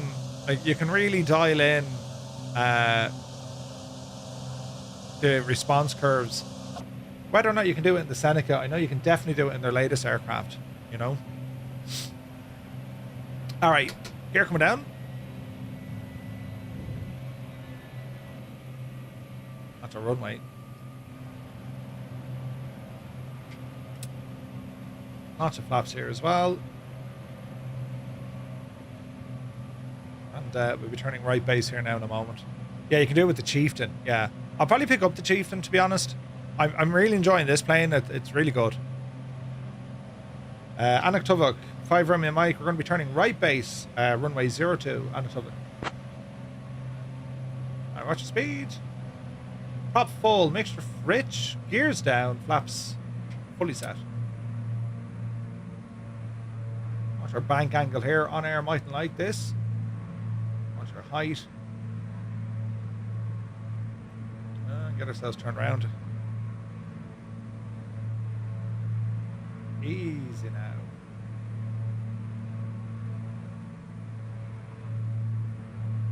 Here's the runway. Speed is looking good. We over kind of turned that one a bit. Anaktuvuk, 5 Romeo Mike, short final 02, full stop. Anaktuvuk. 500. 500. Let's get ourselves lined in. Conti can't stop flying the Chieftain. Oh, really? We need to check it out. Haggard, good to see you. This your neck of the woods, buddy? It's beautiful. Yeah, I haven't tried the Chieftain yet. This is my first foray into CIS. I'm impressed. They're very good. They're solid aircraft. Alright, easy does it. Around 80 knots. Watch our flare as we come in. Alright, hold the nose. Power idle. Hold it there. Hold it there. we're down. Landing time logged. Bit of a little slack, but we're all right. Flaps coming in, and we're going to taxi to the ramp. All right.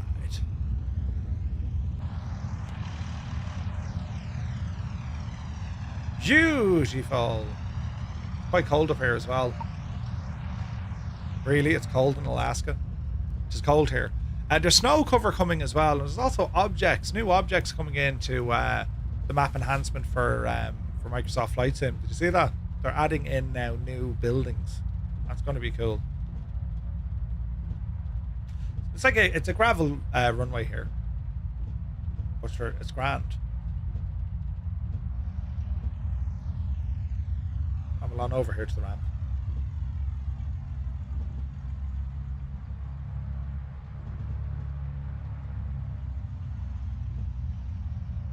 Easy does it. The snow cover is great. Yeah, I must try those other add-ons, you know. It's grand until you hit a speed bump. I agree. Yeah, it's pure gravel here.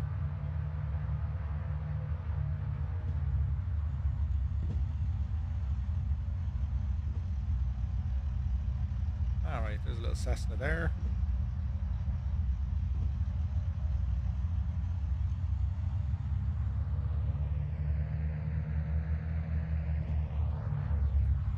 Alrighty. Try and park her up here. Yeah, if you have like you look at if you're able to use differential thrust, it makes flying twins way better. Alright, parking brake coming on. And let's go in here and turn off our avionics. Weather radar goes to off. We got our landing lights off, strobes off. Peter, he can come down.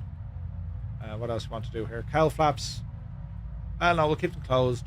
We'll wrap up the airplane here. Autopilot unit is already off. We're looking good. So right side out, left side out. I'm fed with the Engine props. off time logged. The flight is finished. It has been monitored by OnAir. Nice. OnAir got our full flight. We got our mags turned off here as well. Get that closed. And alternators. And our battery master. Super duper. And we'll horse our chocks in. Get our intake covers on. And our pitot cover on. And that's our machine parked up for today's flight. We did well. So we're going to go back over to OnAir. And let's get a full debrief of of how we did, lads. So landing rate was decent, 90. We got some good points here. Let's go in and look at our full record. Let's just see what OnAir made of our flight. So we actually got full points. We got maximum score. This is a full rundown of our flight. All the little dots that you see, these are various tasks you've done with the aircraft. Gear up, flaps in, lights off. So that was our route. So we got a nice takeoff. We kind of flew the pattern and then we exited to the northeast and we climbed then. And it was pretty much, you know, as the crow flies. It's VFR, so we just climbed up to 8.5 and we sailed all the way up. Our approach is interesting. I probably left it a little bit too tight. I tried to enter on the left and then swing around. But bad visibility did that. You can see where we descended rapidly here. Nothing too bad, but, you know, our touchdown point is roughly here, so we weren't too bad. Was that touchdown? Flap set to 0, so we touched here, I'd say. Touchdown, so we were actually bang on, right? It's a gravel runway, so we've no markings, but looking at the length of the runway, we were fairly bang on there with what we did. So if you look at our entire flight, we get a full breakdown, maximum G-forces, gear over speed. Like, we scored maximum points. So it was the perfect flight. And that's the real strength of OnAir. Outside of the career progress and, you know, the industrial progress that you can do with OnAir, it's the fact that it's monitoring. You can go back and say, that's what I did wrong. Shouldn't have done that. It's a great tool for kind of reliving your flight and understanding exactly what happened. Now, Say Intentions also does the same when it comes to your voice procedure. And I'll show you that here now. So if we look at Say Intentions, for example, and if I show you my flight log, right? Now, it might take a few moments, but I'm happy enough here with everything with OnAir.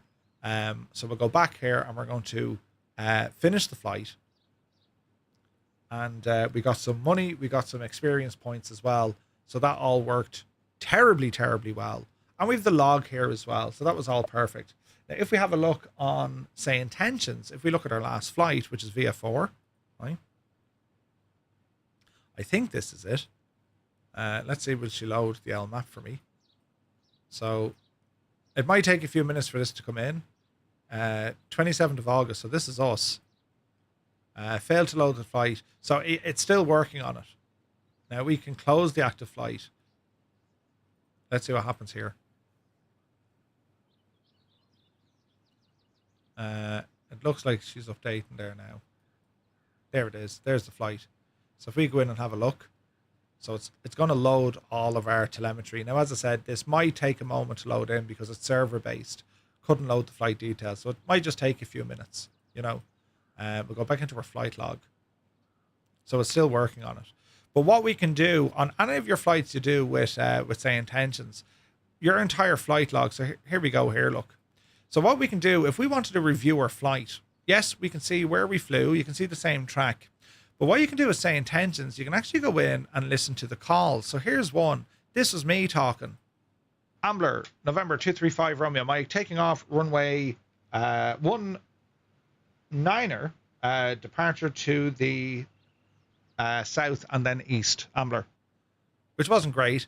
Or I can get in, okay, what did I announce here? Right? So this is me talking on CTAF. Once we got airborne, I then gave a shout to center. So this was me. So this is the pilot. Center, very good afternoon. November 235 Romeo Mike, VFR request. And then ATC came back. 5 Romeo Mike, squawk 2254 and ident. And then I came back. 2254 and ident for 5 Romeo Mike. And then ATC. 5 Romeo Mike, radar contact, or south of Embraer Airport at 1200 feet. Embraer altimeter 3011. And then what did I say? Roger, altimeter 3011, November 235 Romeo Mike is a PA 34. Request flight following. Our destination is Papa Alpha Kilo Papa. And then ATC. 5 Romeo Mike, flight following approved. Radar contact, Embraer altimeter 3011. No reported traffic. So you get the idea how you can go back on any of your flights. All and any flight you do on, say, intentions. This is a wonderful training tool. It just is, because if ATC has said something to you and you didn't understand it, or maybe, you know, I told you to do this and you're like, no, you didn't. Go back through your log. And this is, you know, if you're looking at a map thinking, okay, when should I have given this crowd a shout? Like, this is where ATC handed me over. 5 Romeo Mike, inactive pass airport at your 2 o'clock 17 miles. Change to advisory frequency approved. Radar services terminated. Squawk VFR. And that was the end of that. And then I gave my shouts coming in. Heads up, the field's about to swap runways. So that was CTAF. The direction of the runway is going to change. But isn't that a wonderful tool that you can get? I think it's absolutely deadly. And you can do this to go back on any flight. Any flight, you know? I wonder if there's a possibility for, say, intentions to get certified as a training tool. I think they can in certain areas. Like, I imagine there's commercial elements there. You know what I mean? And if it's an IFR approach, it'll show you the intended approach so you can actually see where you stuffed it up. Yeah, it's a wonderful training tool. If you want to hone in on your phraseology, if you wanted to hone in on the calls, when you're, and even listening back, how do you sound? You know, I've too many, right, that's wasteful friggin' communication time when you're talking to ATC. They don't want to be listening to people going, so now you're thinking, right, figure out what it is you want to say, and then you say it. And the good thing about say intentions, I mean, they're not going to, you can kind of just talk to them. That, you know, you can, they're not going to be too strict. You know, I asked you a question. You don't say Roger if you're answering a question. You say a firm. Shag off, will you? Stay to your face. But you know what I mean? Like, that's unfortunately what you get on VATSIM, because it's I'm just here to fly, relax, like, you know. Like yesterday, I turned much tighter than the AI thought I would, hence it was close to the final approach fix. Yeah, it can happen. But again, it's using these, like, this is what teaches, this is where you learn. This is what will teach you what your flight was doing. You know what I mean? It's absolutely class. Really, really good. So we're going to move on from the beautiful Seneca. And I got to say, this has been a real treat. Would you know how to fix audio popping in Microsoft Flight Sim? What did I do to fix my audio popping? I used to have audio popping. D White, by any chance, are you using Process Lasso? By any chance, are you doing anything to your CPU to speed it up?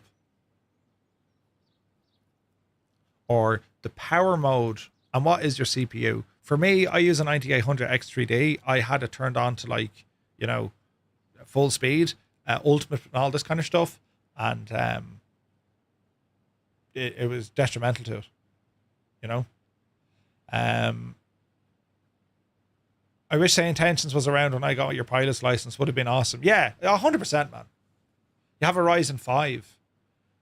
Disabling the NVIDIA and the AMD sound devices helps. Yeah, if you go into your device manager, right, and when you scroll down to audio, right, sound, I've disabled the AMD and the, well, there's other stuff working now. The high definition, I don't need them either. All this, it's all shite. Use one. You only need one, right? So these other ones keep installing.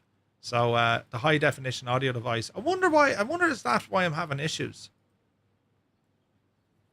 Because the sound over here keeps freaking out, right? The Insta360s, like, I don't use them as audio, but they're video, so I can't disable them. NVIDIA virtual audio device, wave extend, like, I'm not using that. Disable that. Don't uninstall them, just disable them, right? Game capture, 4K 60 Pro. I'm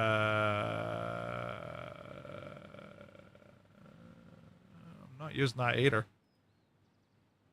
I'll turn that off. And then everything else is grand. How do I know which one I'm currently using? Go down to the bottom right hand corner of your screen. It'll tell you. Click on the little gadgets down here, and that'll tell you what output device you're using. All right? That'll do all that. Disabling this device will cause it to stop. Unscale my screen there, please. Yeah, we're good. Right, close that. We're going to come back in now, and we are going to change our flight. So we're going to go to flight configuration. So tonight we're flying the Lineage. Lineage. And we're going to be taking off from, let's go in now and do our bit of work on this. So this is going to be our group. And we'll bring up Venture Sky. And we'll open up all the jazz here as well. So we're departing from Mike Bravo, Papa Victor. Mike Bravo, Papa Victor. That is Providenciales. So let's go in here and have a look. We're not going to be at a gate. We're going to be down at a ramp, probably. I don't know where the FBO is. Do we have the FBO? Provo Air Center. There we go. So let's confirm. Real world weather. Track real time. It's 9 o'clock in the morning. So we're going to start a new flight. And we're going to let the sim reload. All right. You only have your mic and headphones. Yeah. Yeah. How do I know which mic I'm currently using? Same crack again, D White. Go into your sound settings, go to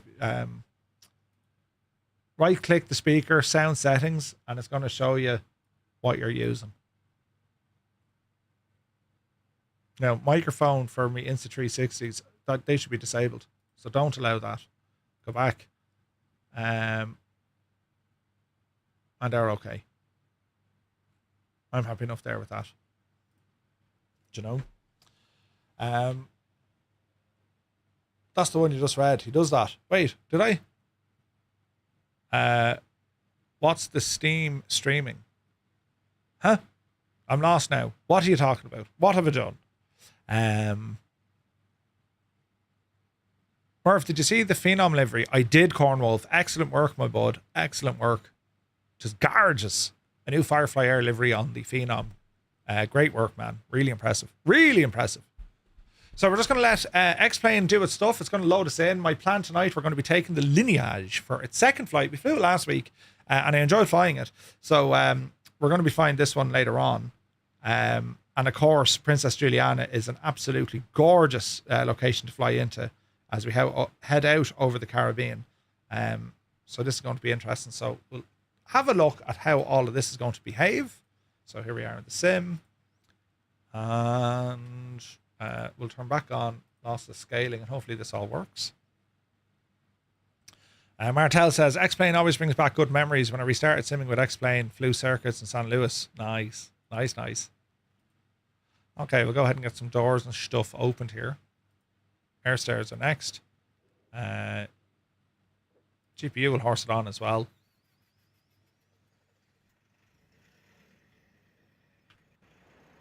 All right. This is our machine for this evening. Isn't it pretty? This is Embraer's Lineage 1000. It is an absolutely beautiful aircraft, isn't it? It's gorgeous, man. This is a business jet. And mightn't have the range and whatnot of your Globals or Gulfstreams or whatnot, but it's certainly a nice machine. It's a big-ass plane as well. So this is our chariot for this evening. And this is live weather. And it's absolutely gorgeous. Isn't this very pretty? So we're here in the Caribbean, look. Ooh, very nice. Teal coloured waters. Cyrus T is going to be loving tonight's flight. So a couple of things we want to do before we start testing out the aircraft. We're going to have a look. I'll unscale my screen. We're going to have a look here at what we're doing in terms of our flight plan and so on. So the mission this evening, we are flying out of another Aviation Americas flight this week, and a request from our very own Iceman. We're making the jump from Providenciales over to Saint Martin, the island in the sun, indeed. The airport's proximity to Maho Beach became so popular with plane spotters that a beach bar used to post arrival schedules so guests could actually time their drinks and the low-flying jets. You ever see like those famous pictures of like KLM 747s like directly over the beach and people getting blown away? And that's this place, right? So, Mike, bravo. Be Janie, then we just got a raid from Grizzle. Grizzle, good to see you, man. Hope you're well, lads. Hope you had a great stream. You join us here for boring stuff. We have a flight scheduled tonight. We're going to be flying out of Providenciales. We're heading to Princess Juliana. And we're in X-Plane. What? Yeah, we're in X-Plane. And we're going to be having a look to see what we can do. I hope you had a great flight, buddy, or a great stream. And you're very welcome in. Lads, welcome in. Happy Thursday. This is all to do with our planning. So, you know, if you're new to flight simming, and how do you figure out, how do you plan your flights, right? And also get an idea of the weather, look at our charts, look at our procedures. It's almost like it's a full briefing to what we're going to be doing this evening. And it's a bit of crack, right? Steve, welcome in. Good to see you. Tad is here. Welcome in, lads. So we're going to go in and have a look. We have our description of what's happening tonight. If there's sceneries available in Microsoft Flight Sim, I'm in X-Plane. The lads are going to be in Microsoft Flight Sim. And we also have a sim brief flight plan here as well. So we're going to start having a look at what's happening, right? So the first thing we're going to do, we'll have a look at our flight plan. So we're going to be Firefly 235, our departure, our arrival, and we're looking for the Embraer Lineage. That's what we're flying today, right? It's giving us a 2-hour block time. Now, if you're going to jump into the Citation X, you'll probably get this down to... Actually, what would you get this down to? 1 hour 55. There's not much between us, right? So we're in the Lineage. Stu Snape, you're very kind. Cheers, buddy. It was grand. Back tonight for some Leipzig ATC. Oh, good man, Grizzle. Are you enjoying the ATC up there? Brilliant. Right, so we have a departure. It's a Calto, so it's non-standard. So first waypoint Calto on PGM. So there's no SIDS or stars that I can see. Fair enough. So we're going to generate this flight. And now we're going to go in and just get an idea of the weather, right? The weather. So we're over in the Caribbean. We're going to be taking off over... Is it there? No, it's up the hill. Let's have a look. It's the Mad Island looking thing. Grand Turk. So we're north, south. There's Freeport. So we're up here somewhere. There's Providenciales. All right. So we're looking at the weather this evening. 29 degrees right now. We're flying tonight. It's going to be 30 degrees, right? Or as we like to call that, hot as balls, right? And then we're heading over to Juliana. So if there's Bartholomew, there it is there. So it's going to be roughly the same. It's about 30 degrees between our start and finish line. Grand. And we can kind of get an idea what the wind is doing. The wind is coming from the east. And it doesn't look like that's going to change, right? 10 to 12 knots, 10 to 12 knots. And it doesn't look like the direction is changing. So it's an easterly wind. All right. What about when we get into our cruise? It changes in our cruise because obviously the higher we get up, the winds change. So it looks like a bit of a crosswind. It's not very strong. 10, 12 knots at altitude, right? That's at 12,000 meters. What's at 9? Almost no wind. It's like 8 to 10 knots. So we don't have to worry heavily about crosswind, headwind, or tailwind. It'll have a little bit of an impact on the aircraft, but not much, right? And we also want to be looking at our time when we're flying from, which would be 8 p.m., and also our expected arrival time, somewhere between 10 and 11 o'clock. So that's what we're looking for. Next up is going to be the cloud coverage. So we'll get an idea. From 8 o'clock, there's a bit of cloud, 35-ish%. And as we fly on over, we get down this neck of the woods, 10 to 15%. But as the day goes on, 15 to 20% clouds. So with clouds, what might happen with clouds? Well, you might get precip. All right, do we have precip in the area? So right now, yeah, there's a tiny bit of rain, right? Tiny bit of rain. And as we get in later on, a little bit more rain. However, if you want to get a general idea of what's happening, you can see there is a weather front heading down, but it's not going to hit until, 2 or 3 hours after we land, right? MK just released Vagar version 2. Nice. So there is certainly weather systems in the area, but nothing that should affect us, right? The effective cloud cover here, we can get more detail of what the tops are going to be, but 30,000 feet, if it's rain, even less, right? So that's what it's going to look like. At what temperature do we need to achieve to hit hot as ball status? Hot as balls is it's traditionally it's anything over 25 degrees Celsius, right? Yeah, Vagar, lovely car park. Yeah, I heard the same, Malky. Yeah, Jesus. I once flew on VATSIM and forgot to apply the parking brake and then went into drone camera to look at people land. And I rolled into the car. It was a rookie mistake. But anyway, so I'm happy enough there what's happening in terms of we know the wind direction, we know our temperatures, and we know then cloud and precip if we need to worry about that. We might get showers when we're landing. We might. It's forecasted, so we'll have to, play that by ear. Now, in our flight plan, let's have a look. So we're seeing that it's going to be a departure off runway 10. Remember, the wind is coming up from the east. We're going to be taking off runway 10, and we're going to be landing on runway 10. Fairly straightforward, right? Our cruise altitude on this one, all the way up to flight level 390. Microsoft Flight Sim announced they'll be on Xbox at 1400 Zulu. Big announcements said to be. Is that where can we watch that live at Gamescom? Because if they're on at 3 o'clock, we'll have to watch this. Gamescom live. Yeah. No.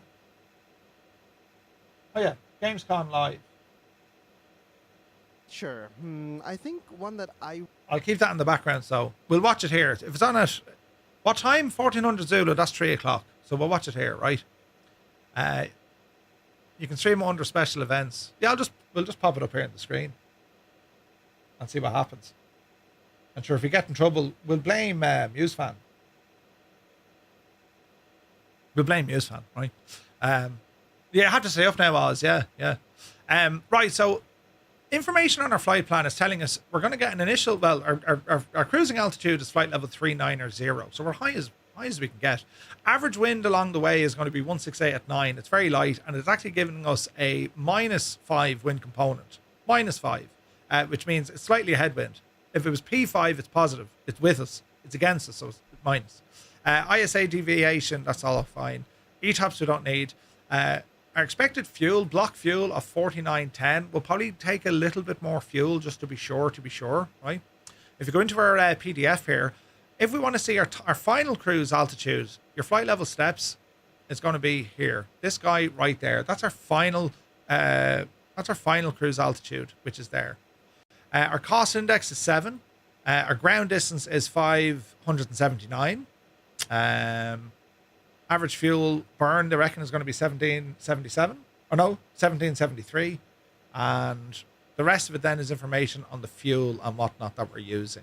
We can also go in here now and get an idea of the temperature. So at our cruise altitude, flight level 3900, the coldest temperature is going to be minus 55 degrees. Minus 55. Want to watch for that. And then we can go off and get the weather. So we have our wind information between our climbs, so our different flight levels, right? And we also then have the weather information. So runway analysis is grand. Here's the weather. And this will give us METAR and also TAF, current and future planned weather, right?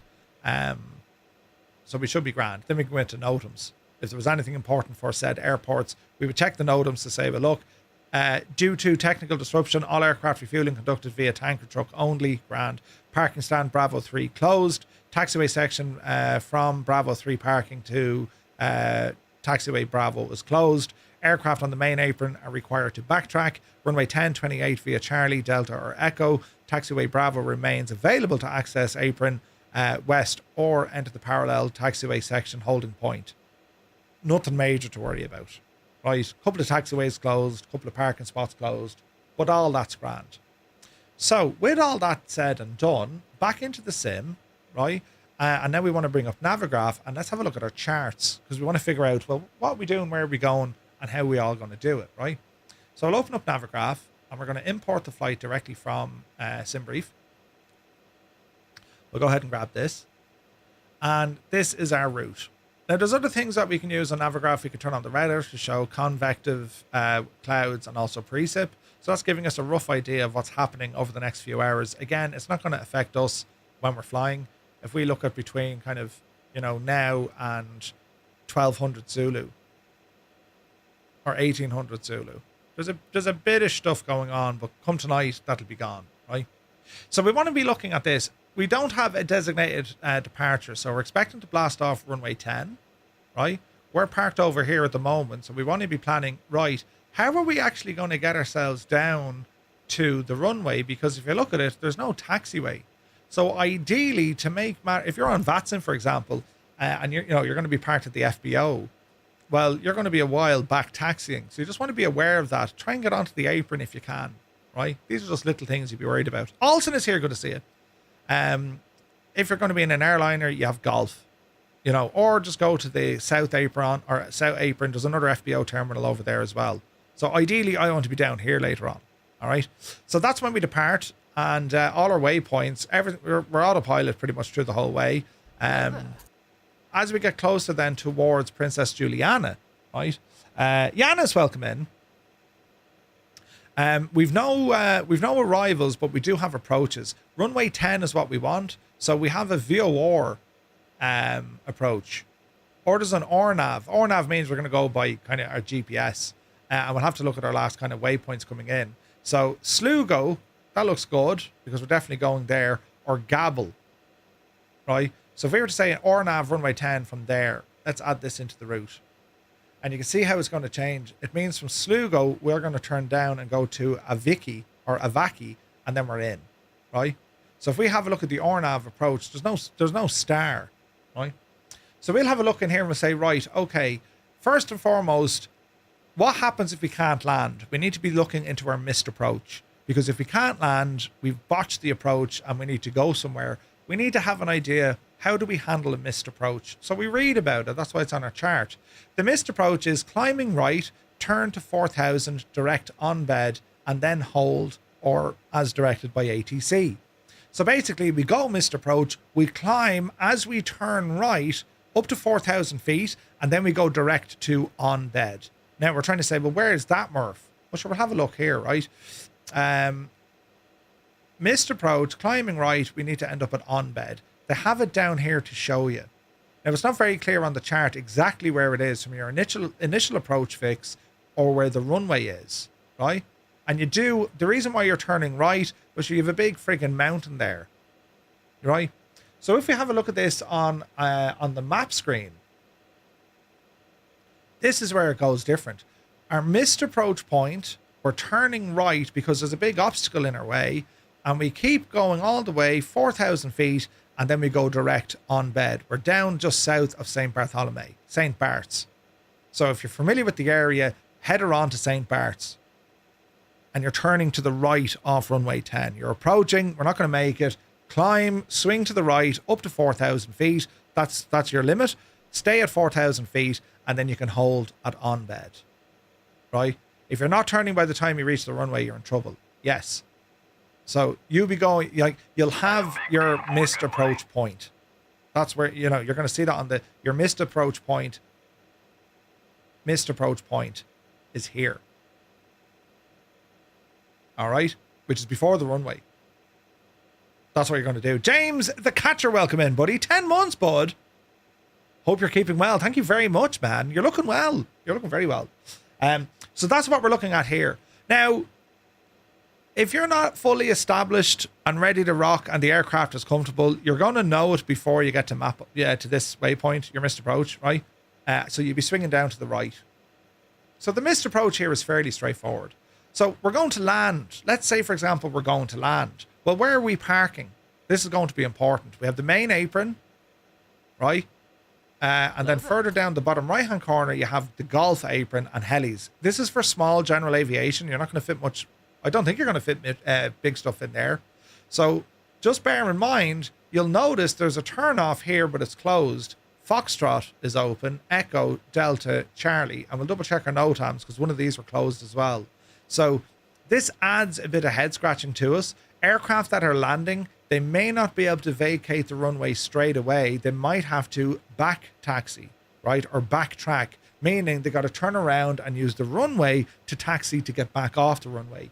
If this is the case, we really need to watch that, because if we're approaching coming in, it's grand, old mate has landed, he might have to backtrack. So you want to be on your ball when it comes to, you know, your speed and approach. Because if there's an aircraft on the runway, you have to go missed approach. You'll have to. So depending on what the aircraft the lads are flying, they might be able to get it down and off the runway by Foxtrot. They may not, though. You're planning to use that runway, so I'm going to use all of that runway, says Naughty Gnome. So we need to allow for that. If they're going to be in small general aviation or even the smaller business jets, yeah, they can jump off at golf. But chances are they're coming up to the main aprons here. If you have a look at the airport itself, we can see where everything is, right? So there's certain aprons, if they're in a big heavy jet, forget Foxtrot, they're not going to fit past the fire station, right? So it's going to be either Echo or ideally it's going to be Charlie or Bravo, because it says there's big light poles here. That's an obstacle. You mightn't fit the aircraft in between them. You know what I mean? So these are things to watch for. It's also giving us information here to say, look, hazardous beacons here. There's beacons all over the shop, and it's a hazard. It could distract us and all that kind of jazz. There could be heights for it. That's where the control tower is. Buildings all around it. The VOR. So if we're doing a VOR approach, just remember the VOR is offset to the runway. The VOR is not on the runway. It's whatever, 100 feet to the right-hand side. So if we were flying an IMC, a VOR approach would not be the most accurate. You'd have to aim off, right? And we get the idea. Now, runway length, 7,500 feet. 747s get in and out of here, no problem, right? Absolutely no problem at all. So we have a good idea of what's happening. We know now from both our airports, we got to be careful with backtracking. Not a big concern when we're already on the ground, right? But be careful getting on the runway if there's an aircraft on approach. That changes when we get all the way down to Princess Juliana. As soon as you land, try and get off the runway as quickly as possible, because there's other aircraft coming in. And just be careful where you're going to exit from. Every Thursday we do this briefing, and what we do, we're going to load into the scenery now, have a look around and make sure there's nothing weird or broken, and also it'll give us a good idea of what's happening. So I'm happy enough with our flight planning, right? There's nothing major I need to worry about there. So now we go back into the sim, and this is where now we want to load to see, well, what's happening, right? So to do this, as I said, we're on the ground here in the beautiful Lineage 1000. Absolutely gorgeous plane. This is our aircraft of choice for this evening, right? And looking at where we're parked versus the rest of the runway, well, here we are in X-plane. So here's runway 28. We know we need to be up this neck of the woods. So there is another FBO. If we come on up the road here, right? I'm gonna see what the crack is. A big wave, welcome in. Twitch always thinks such bad things. Oh yeah, the closed captioning, Steve. They'll be hilarious. So there's a better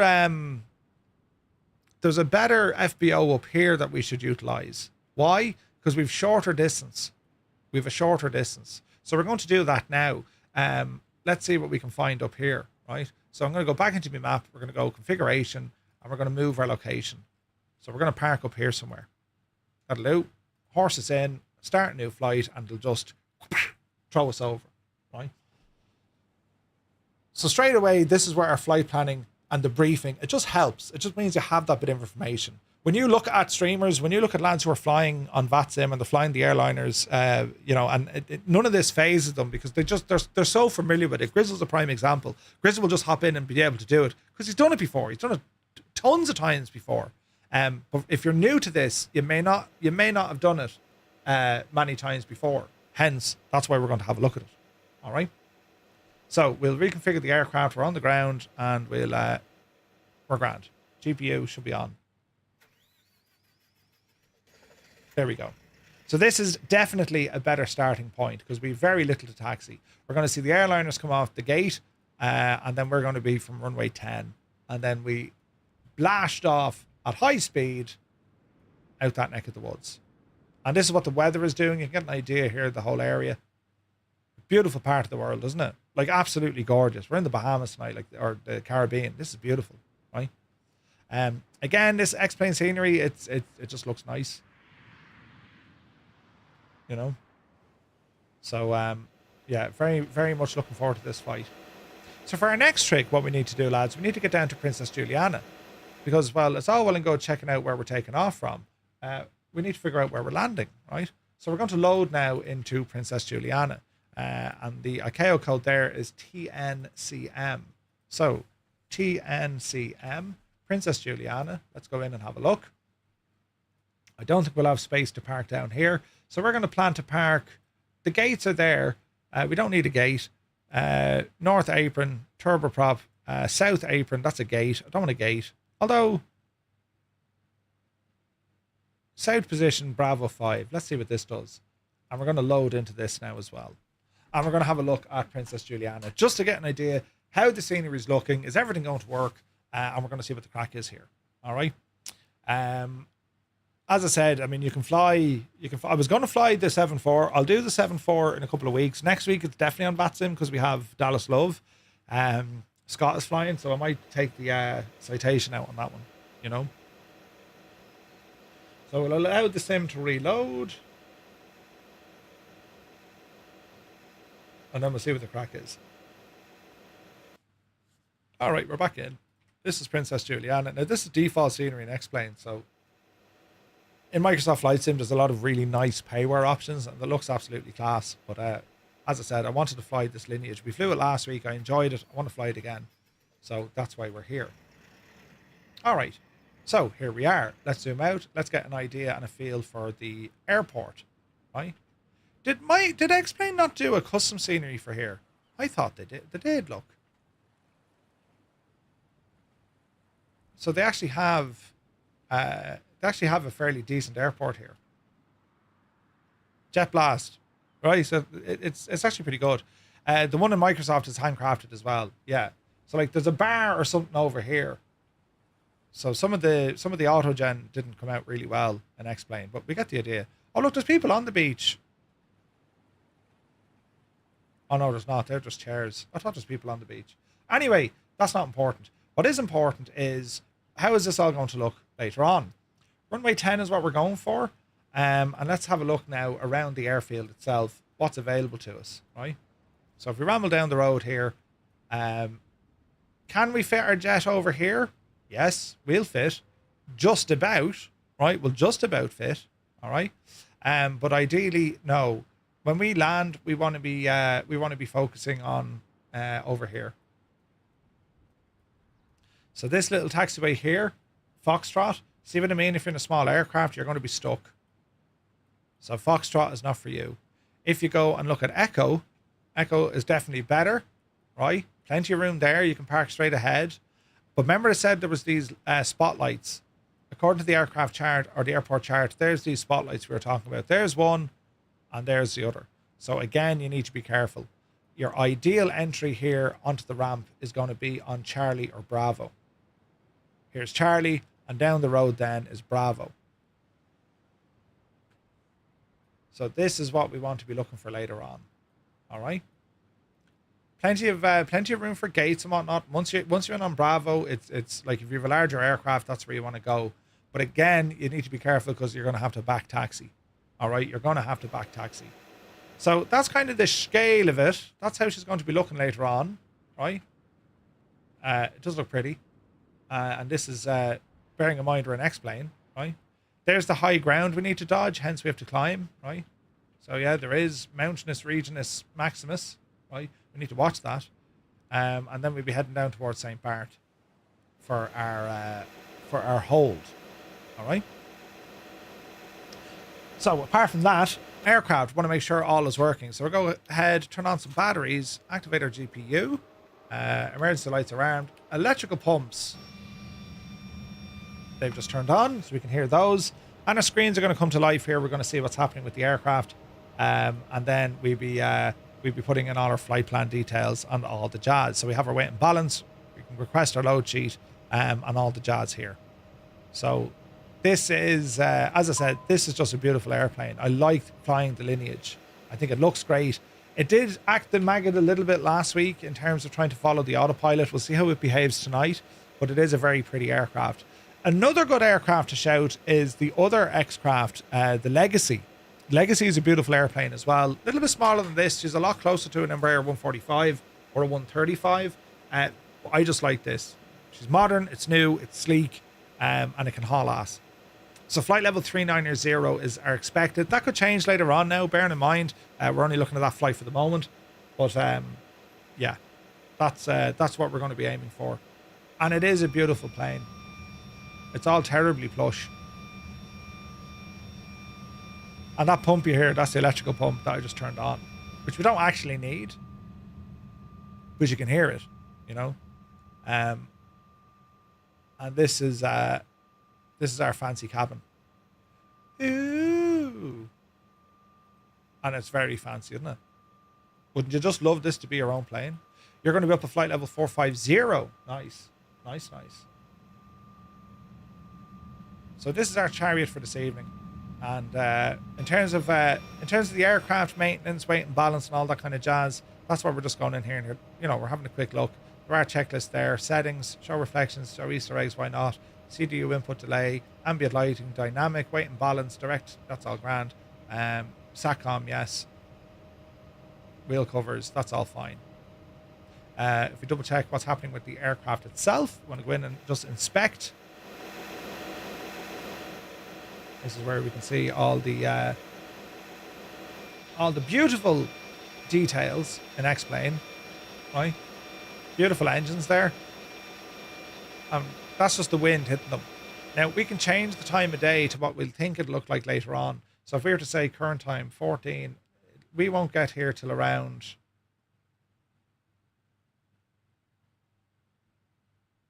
What time will we be here at? 11 o'clock UTC. Now it'll be around 1000 UTC. So we'll load this in and just see what it looks like. The CityJet Jivery would look smart on that. CityJet, oh yeah, good shout. So this is the time of day we're going to be arriving here at. Right as the sun is setting. This is going to be gorgeous. Look at that. This is going to be very pretty this evening when we get here. We're going to have some beautiful night lighting or evening lighting. The shadows are going to be very long on the day. And this is how it's all going to look. Roughly. Plus or minus, 20 minutes. They should be making a fair racket windmilling. They kind of do.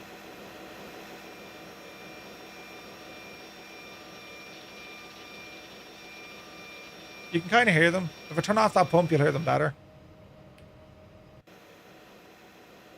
Do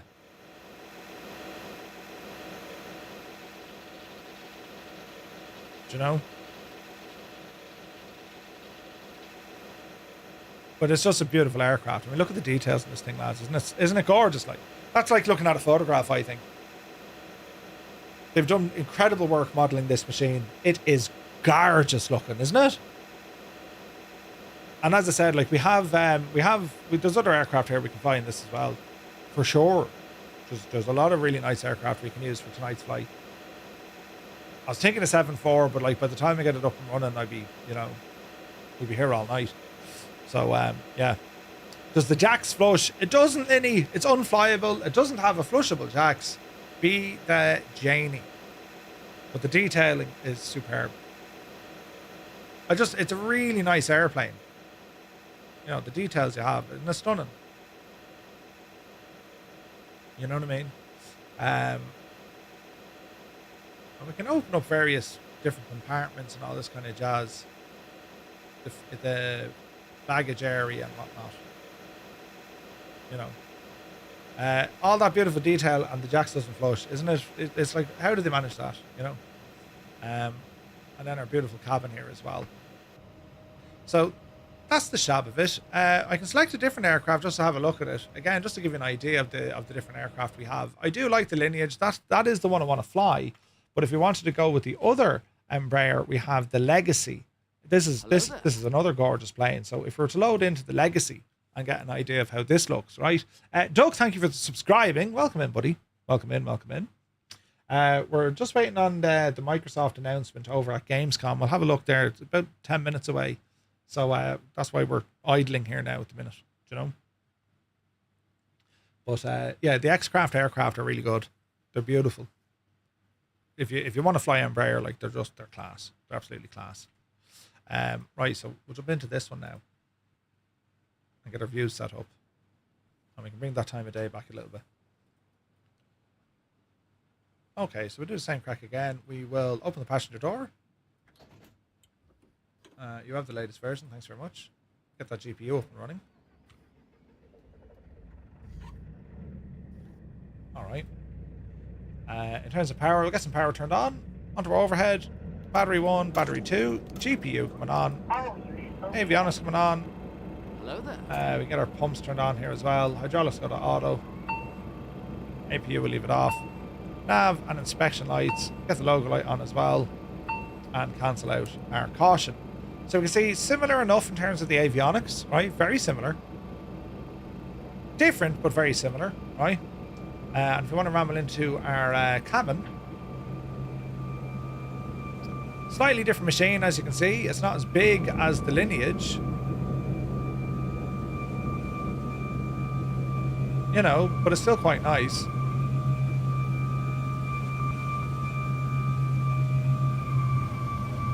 It's nice, isn't it?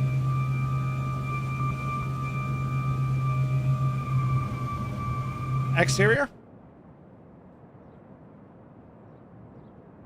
And you might prefer the look of this versus the other one, right? I prefer the Lineage, but this is damn nice. This is a nice machine. I'm trying to get the time of day nice and bright so we can see what's happening. Change the time of day there, Murph. Flight configuration. What is the time of day?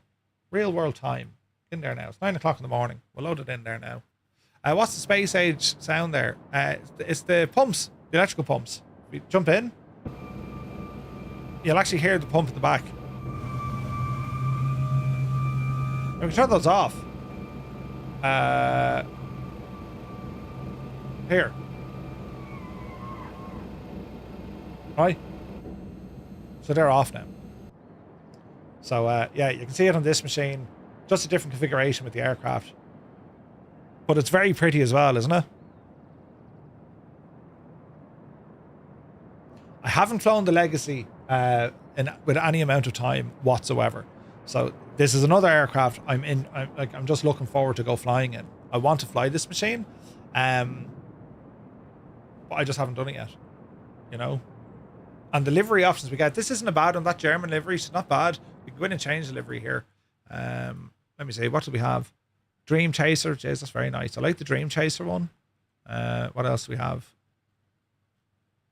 Default white, all black, or I'll load in the Dream Chaser one, or Dream Chaser. That's very nice. That's like Embraer's own color.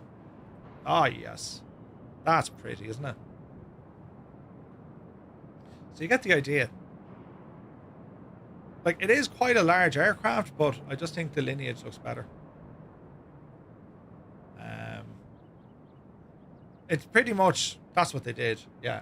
The business jet-esque of an of the Embraer 45 or 145.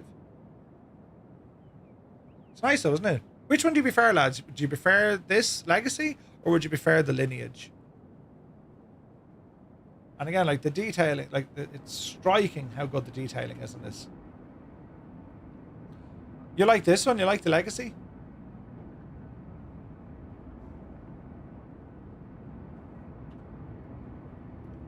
Great details on the tail.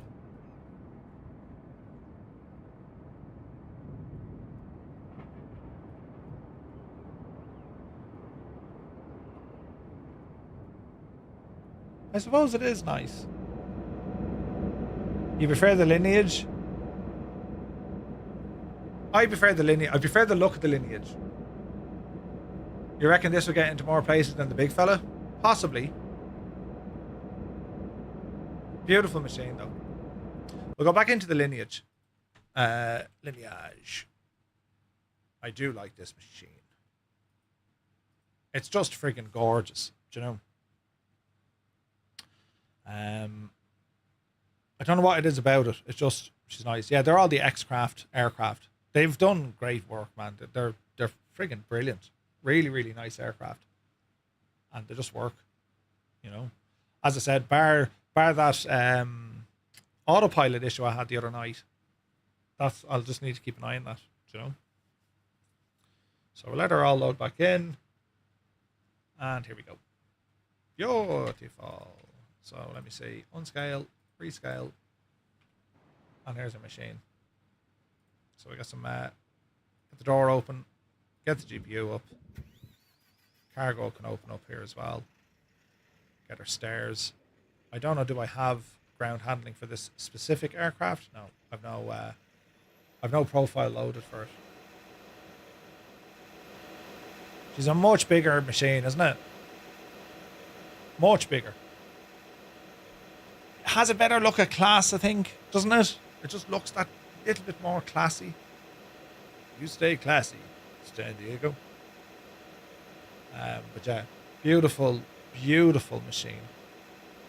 Love flying in this thing, man. It's gorgeous. I'm sure we can get other liveries. I mean, the white, that's not a bad livery by any stretch of the imagination. Like it's you know, I like the black lines in it. But yeah, I think it's class looking. It is absolutely friggin' gorgeous, lads, isn't it? Yes, Murph, it's gorgeous. We hear you. But even the scenery and all this, like it's we don't have an aircraft like this in Microsoft Flight Sim. You know, you're still getting those audio pops.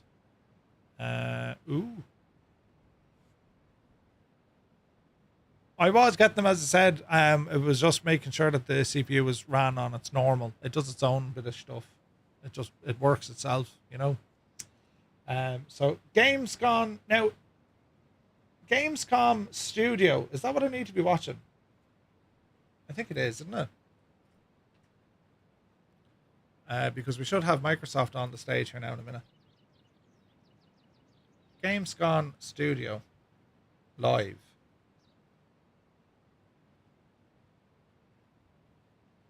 Yeah, I imagine that's what we're looking at.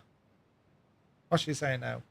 Up shortly, we'll be checking out Chronicles Medieval, Soulframe, plus we'll be taking a closer look at Alien Deathstorm and Dune Awakening.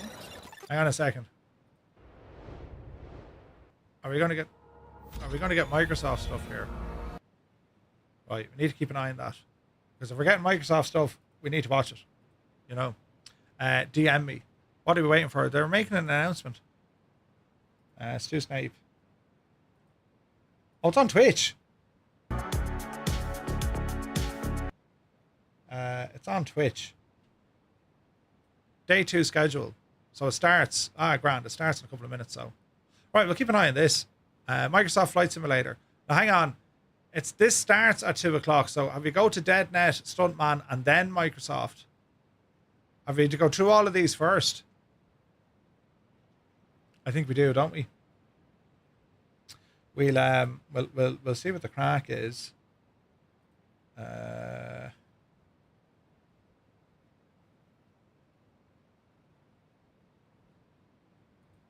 Yeah.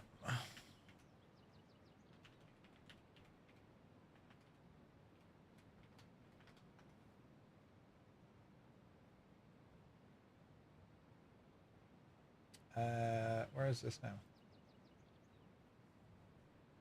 Buttons and buttons.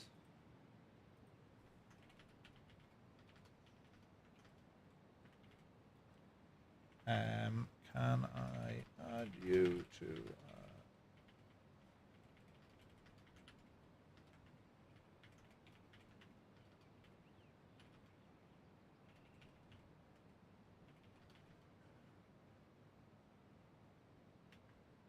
Where is this now? Looking at SI features.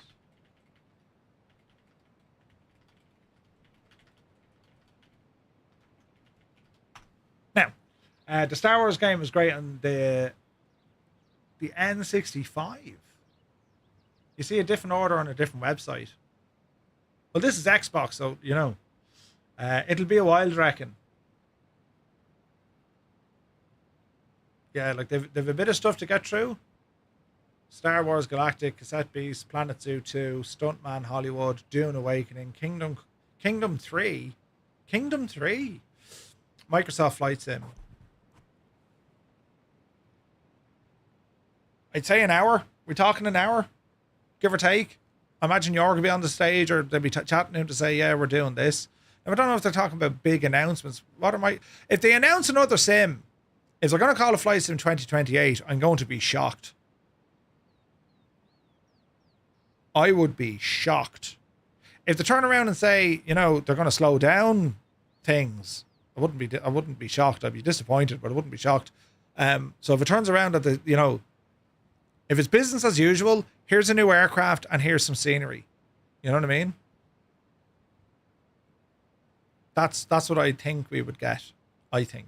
You know what I mean? So this is all going to be trailers, isn't it? Peggy 18. What's this now? Yeah, we get it, lads. Peggy 18. Unsuitable if you're under 16. Wait, it's either 18 or 16. I think they're talking about racing coming out the end of the year.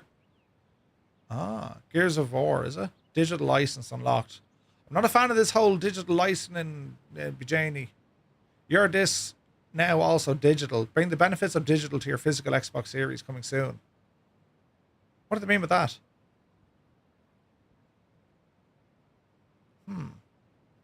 Right, these are all just random games. I'm not here to watch random games. We'll keep an eye on it, though. We'll keep an eye on it. What else have I to do? I'm doing this now as well.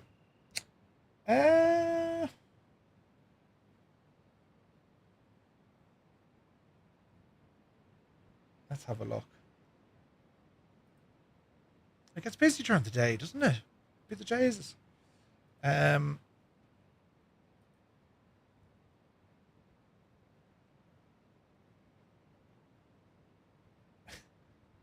Right.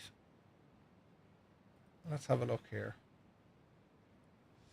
I will shout when it's on. Good man. That'll do. Keep that there on the side. I think we're talking about racing coming at the end of the year. If it's going to announce another sim, it'll be next year, I think. Yeah. I don't know. I'd be shocked if they announce another flight sim. Like they're not ready yet. You know, they still have all the other stuff to do, so I'd be shocked. I could be shocked, but I don't know. Anyway, what are we doing? Yes, so our flight tonight, lads, in terms of our planning is good, right? We know what the weather is doing. Aircraft is working. Sceneries are working, right? In terms of the aircraft, we'll put a bit of power into it. So we'll get rid of the engine covers. We'll keep the doors open. We'll just put a bit of power into the plane. Just make sure we're not getting any issues. Emergency lights. We'll also get our pumps on. Logo light can come on here as well. Get the beacon light on because we will be landing emergency light to tender. That's all working fine. We'll get the EPU on first. Disc with a digital license means the game is on your digital account you bought online, but you can sell and give the disc to another person. Yeah, what's the point of that though? So if you buy the game off someone else, what's the point? Like, I don't get it. I really don't get it. That whole thing of like, you know, the digital licensing thing, like I don't trust that at all. We're stuck in the world, but you know, if I had an option, I wouldn't like it. Right, let's fire up the APU. APU is spinning. I'll go outside, listen to its sounds. Good sounds in this, by the way. Zoom in there, Murph.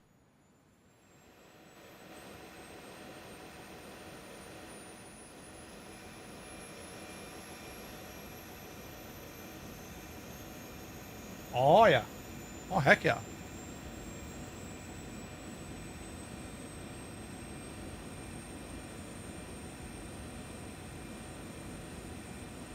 Shouldn't it be a tray bit louder?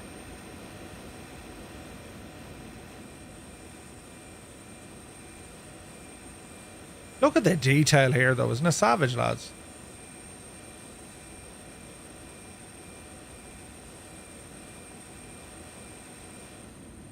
Okay. APU is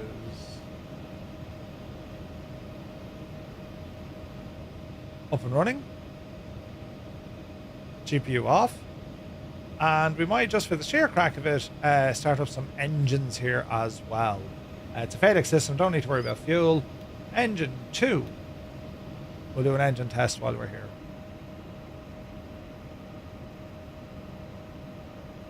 So ignition is on.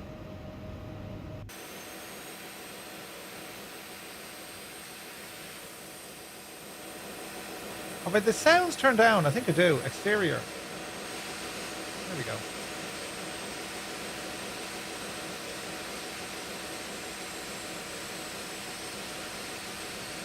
They're probably in my tablet settings. Audio, sound. Cockpit, engine sounds are high. Avionics.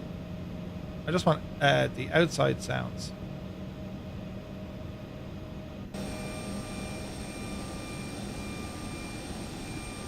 We're sounding good.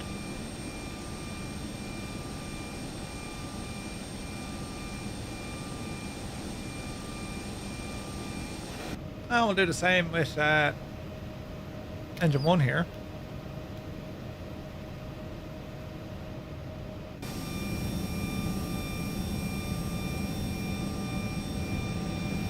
Man, that's a beautiful sight.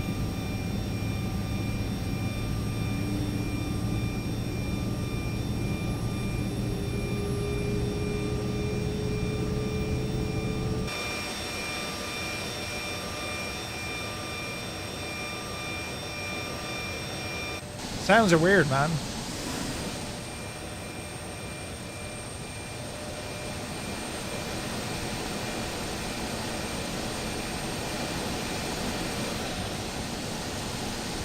Okay, I know our door's open. Let's listen to these sounds.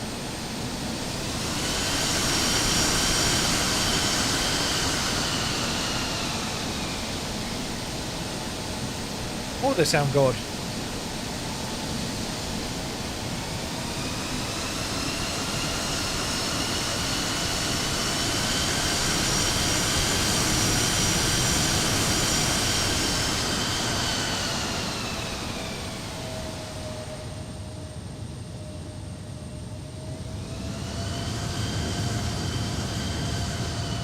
Something like 10% thrust.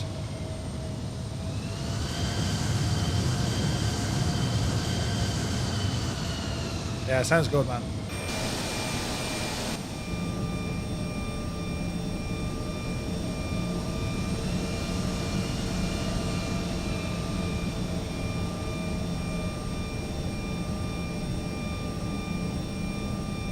See our flaps moving there? Go full flap. See the slats coming down.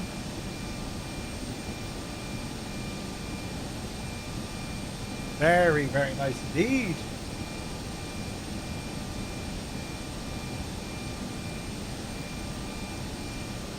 Better doors closed here as well. So ground services, air stairs coming in. Disconnect that ground power unit. Passenger door can be closed. And yeah, I'm in it now. On now, Betsy. There we go. And we'll power down the APU. Alright, double check the cabin. Yep. Everything looks good.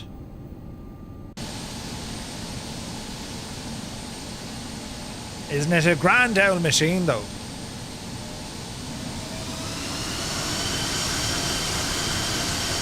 Jesus, the roars of it.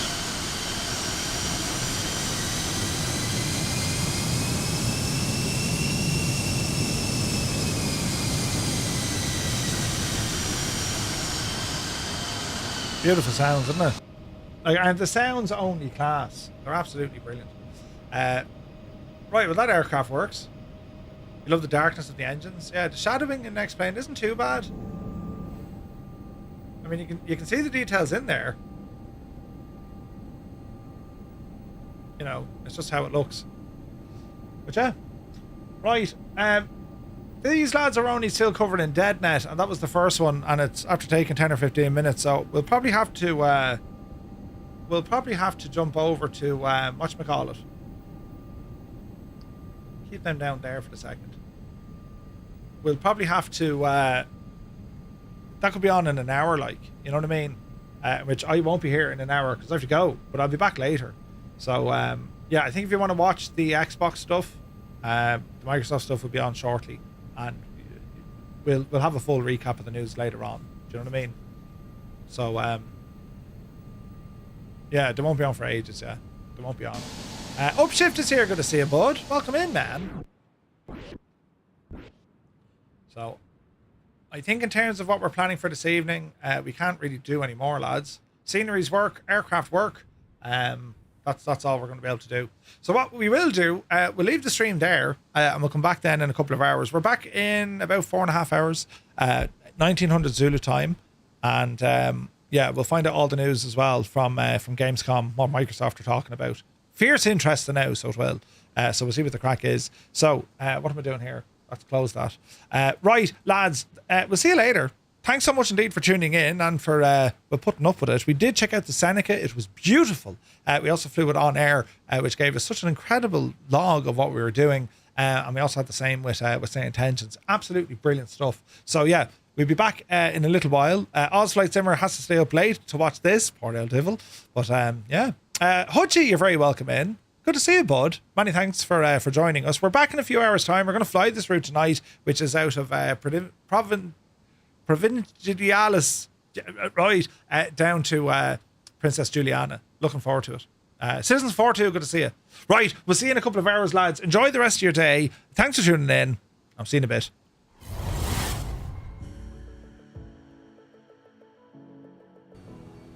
Holy crap. Holy crap, holy crap, holy crap. We're going in, that's it. There's no turning back at this stage. Jesus, mind the bears. Look at this big Aegis. Oh no, we're into dying. Quick, get out. Oh no, we're Jesus. Oh. Straight away. Do you like me, Podge and Raj? You ever see Podge and Raj, did you? I've all me own teeth. Ask the back of me sack. Jesus, I didn't think you'd say that. Right, anyway, that's enough of them. Right, we'll get into it anyway, will we? Come on over here with possible. Did you oh just my God. There's a I'm upside down in the water. I had a terrible accident. That was like, oh Jesus. Oh man, that was so funny. Steiny, are you watching Twister or something? I mean, that was just... Oh, okay. Oh, balls. Thomas, you big scuttling Egypt. Oh, Jesus, there he is! I don't know! Oh, I take it all back. Did you just see me scream? Oh, no! That wasn't nice at all. No, did you see him? Maddie, are you okay? Are you okay, Maddie? Oh, Jesus.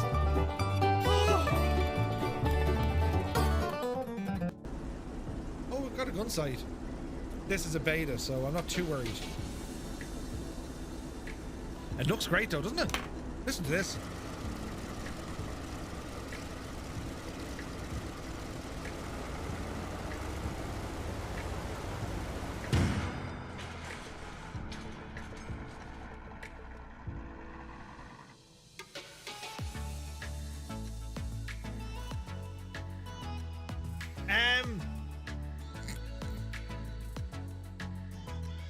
Did you hear that bang? Did you? Lorry red, lorry yellow.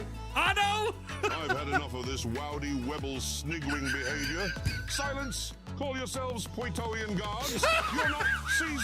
Seize him, blow your noses and seize him.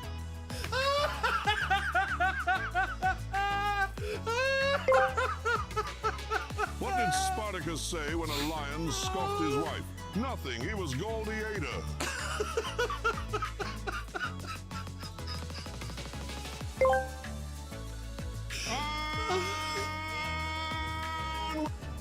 Engines are now off. I've just killed the mixture. Right? Watch this. Mags are off.